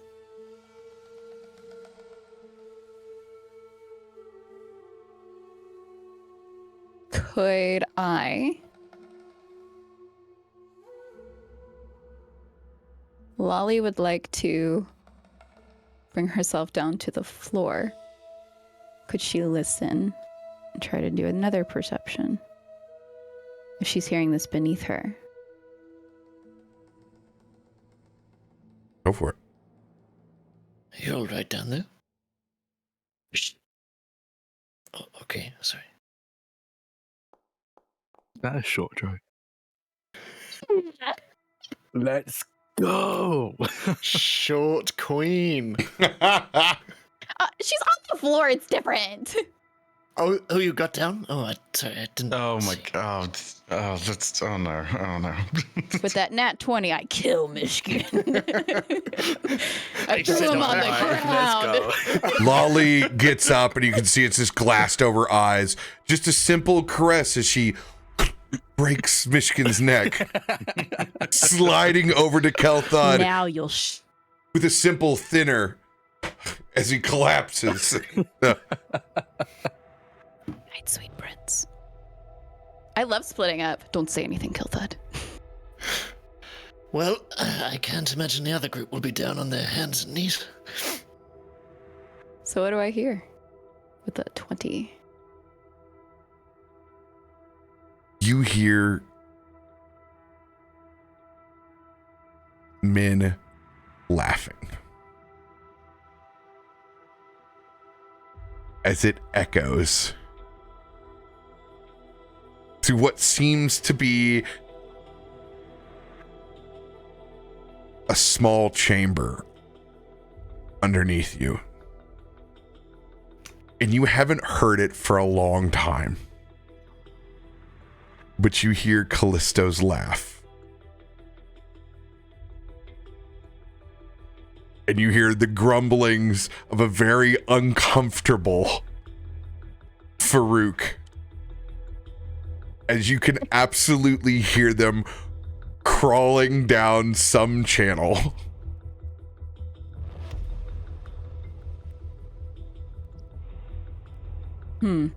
She says, leaning up off the floor. I think the other group is crawling underneath. Oh, well, I guess in that we're unified.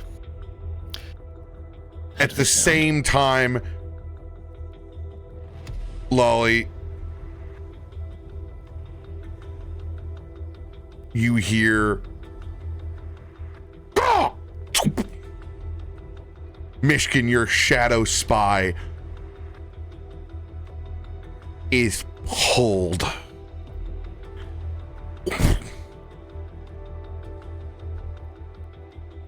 And goes under. I need you to make a perception check with disadvantage. Okay.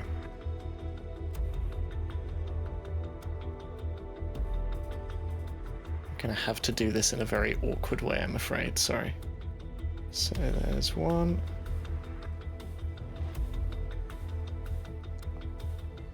And then...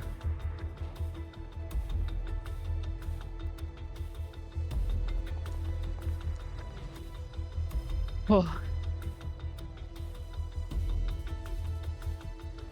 the last thing that your shadow spy sees is bone.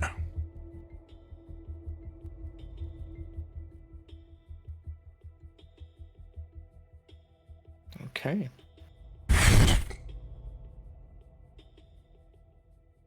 And it's pulled underneath the water.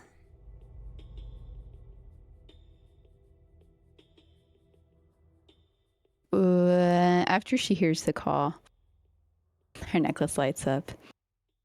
What are you doing? The 5-minute interval hasn't. We're found a tunnel way through one of the bones, seeing where it leads.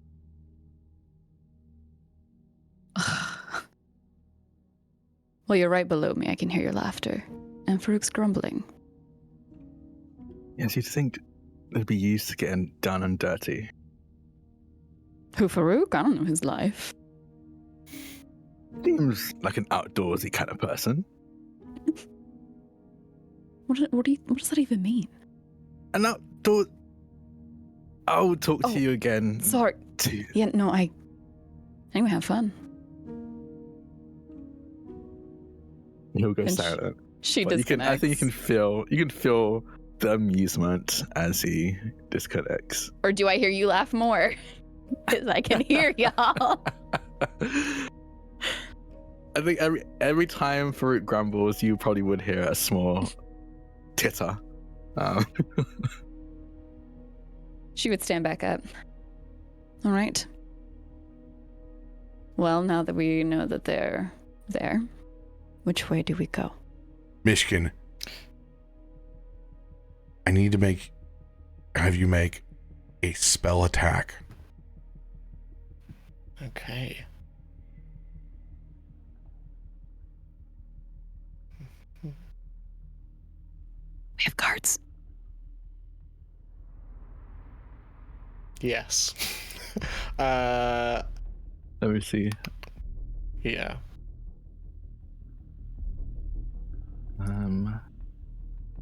We have a bunch of inspiration. We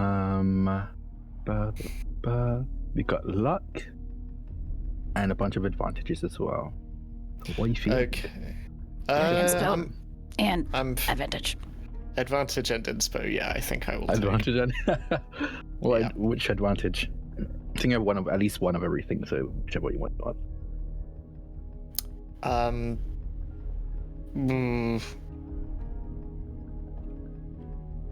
Just the highest one, maybe. I think. D10? Okay. Yeah. So that gives me you a go. +3. Mm-hmm. Is that right? Yeah. Lovely. So that will. Oh. Lovely. So let me just. Gonna have to do it awkwardly again. There we go. And one more time. Double threes. on. Why does this Can we luck always it? happen? Just luck it. There's no way you can get hell another is 3. If you get another 3, Because you get to roll an I don't advantage say. again, too. Okay, laugh. yeah. do you want to do I'll- it? Yeah. let's hold do it. on, Yeah, hold let's do on, it. hold on here. What was spent? Advantage and advantage. inspiration. 1d10. Okay, Yeah. that was the advantage roll, and he used the D10. Mm. Yeah.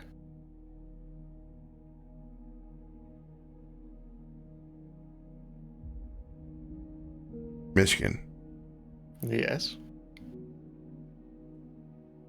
your shadow spy reemerges.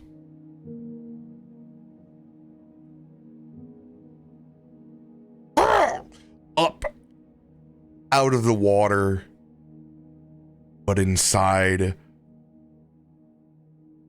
of a very, very bony cage.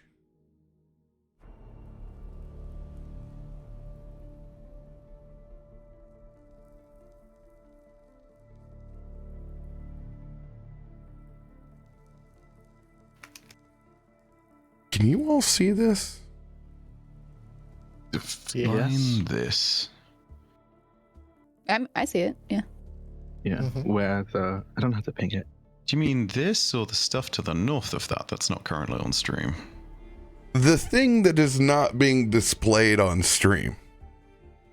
A little bit. I can see up to like there. Oh. But I can't see all of it, if that makes sense. I know why you can't see it. All players are observer. Ed is the owner. Well, we're just going to do this for a Ed's second. the owner. Because it will reveal that. Oh. Oh. Sorry, what? No, put me back. Put me back. Oh, yes, go parts of back. my plan. Bye, kitty kitty. As you pull up this small pool of decay, fluttering around in this thing's rib cage.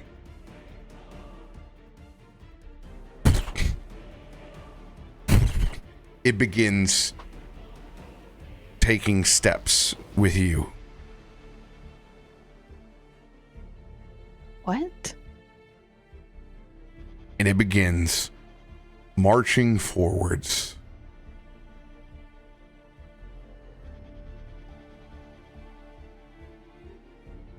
You look out and you can see another set of steps that have been carved.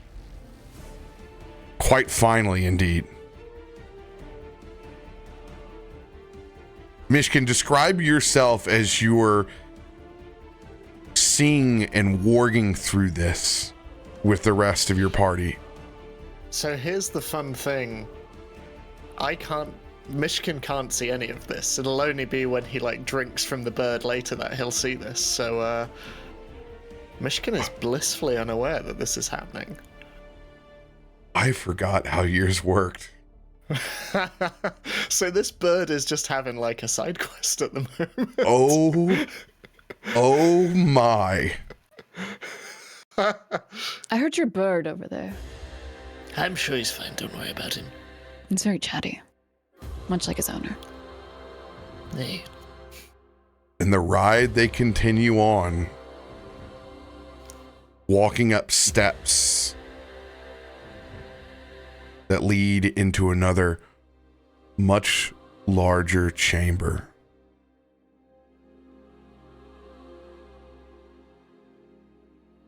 That leads to a massive set of hip bones.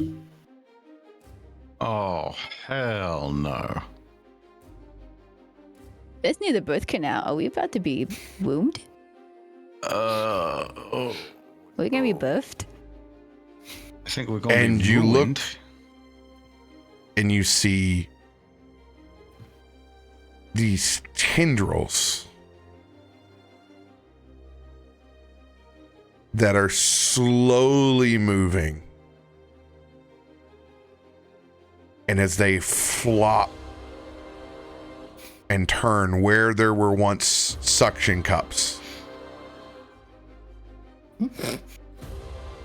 there are now individual nanobots within them. And you can see them shake as it wreathes and it pulls back and disappears. And a large chunk of that spinal cord falls down to the ground. And this skeleton golem walks your shadow spy in.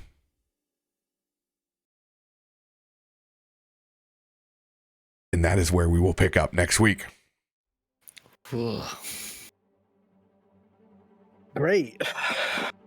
What could go wrong? I don't like that. Oh boy. Oh no.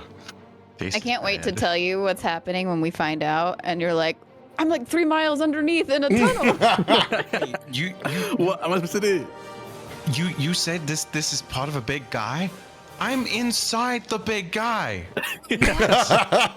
What do you Yeah, y'all are in the bone of this big Uh, guy. Oh boy, we are boned. We are experiencing the recesses and extent of this bone here.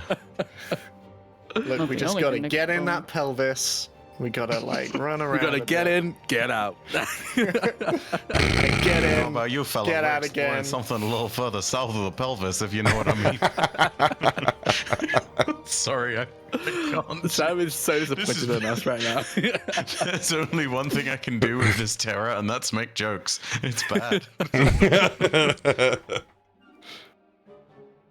Men, am I right? We're gross. yes. Yeah, that's why I love y'all. Yeah. Someone's got to be gross. Yeah. So Huh. the plot thickens. This is perfect. I love splitting the party so much. I do too. It's my personal Yeah, joy. me too. I know it's gonna be bad, but I love it. I'm throwing it out there just for posterity. Kaiva knew this was a bad idea. Your little buggy boy gave you warnings, but no. I Hey. would love for Kaivar to like discipline us, be like, "I told you, we're just so sorry." Sometimes get you gotta like- split up. Sometimes Uh-oh. Of course, we drop frames right at the end.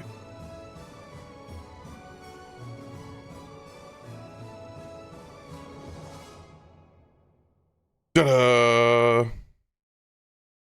Reconnecting now. It's just me, chat. They did this to Yeah. themselves. Oh. He's back. Maybe. Yeah, we just totally dropped frames. There's disconnection over Oh, here. no. It's okay. Okay. Whenever Oh, it drops, nice. just everyone leaves, and then it's like I get to be in the video by myself. We didn't leave at all. You left. You left us. You left us. We were abandoned. You left us alone with this man and his big bone. Dad. There's Oh, weird, technically things coming out of the thing. Oh god, it's terrible. Wait, is that pool the butthole? Wait, what? It's a starfish. ridiculous. Lot to soak in from this one. Poor miner. Ed. Much as the rest of the session. Oh, everybody's gone. Nobody can hear. It's not just an Ed problem. It's my Discord.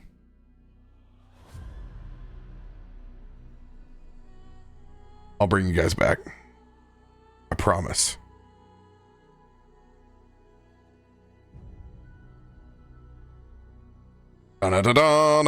Da-da-da-da-da-da-da-da-da.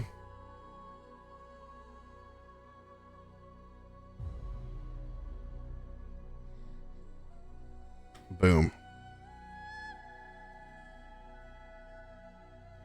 Folies. Now you can hear me. I Imagine was what blaming it on episode Ed of the this whole Magic time. School bus is like when they go through the digestive system. This Except is the this Magic time, School it bus. makes no sense. Bam, bam, bam, bam, bam, bam, bam, bam, bam, bam, bam. Are you telling me that the driver of the Magic School bus didn't go on some like proper Cthulhu-esque adventures when she wasn't in term time? 100%. She teaches like a college class, and What that's did she where do with- that's the Cthulhu stuff. Like the college, she just the went by college class herself. gets Cthulhu. Yeah. Oh, it's just for fun. Little trips on herself. You know, take yourself on like a movie date. She takes herself on a Cthulhu date. This has been a good one. I've got so so happy. many notes. I have a so many notes. Novel. If y'all need anything, don't worry. I wrote everything down word for word. Me too. Honestly, I need to catch up on the episode I missed. So if you got them notes, go ahead. and That's send actually it. not one that I have notes on. Most of It's that's very wham funny. bam. Ow, I'm dead. If Yeah. you can read my handwriting, I will send mine to you. 100%. I'm sure I can make sense of it. Okay. Follow the Good luck. nanobots. That was Oh, me. can't wait for next week. No, I was wishing good Gonna luck. be to so I know. good. I'm ready. I'm ready for it. I'm ready for it now. Oh, this is one of those where if it was in-person D&D session, it's like the perfect amount of like, yes, 4 hours of RP, and now the culmination of the shit show is right here. Yeah. Ugh. But I'll take Ooh. whatever I can get. Good RP today, y'all. Good Very good. Yeah. Yeah. And the slow and like really uncomfortable reveal of all of the bones and everything everywhere. It's just Yeah. So And the contract nice. conversation. That was Oh. interesting. Drak, yeah. you were wonderful. Thank you. That was nice. I think it was cool to flex that Kallisto can be kind. I think. I know he doesn't get to do that. That's what it was like. It was perfect. Yeah. It was Like, I he's got not to just flex kind to my his wife. knowledge. Yeah, with your nat Wife 20. is still there Damn. helping. Tell him this. It's this. especially after you got to do it after a succession of rage and then this new item embracing your rage, and Yeah. then you got to have a very humanizing scene of almost like how you would take care of someone who's sick or elderly or confused. And Yeah. Like I messaged Sam after it and I was like, I just think it's a thing that Kallisto and Loluphia have definitely like seen many people's last moments and like kind of talked and walked them through it. And I thought this was nice to make that an established thing with this interaction. oh, it was beautiful. It was so It good. really It was was. really lovely. Kallisto gets soft. Wally doesn't. So she's there for her soft boy. Oh, you made it. Oh, everybody enjoy. We will see you guys next week. Happy New Year, everybody! Happy boo. Bye. Ooh. Get booed up.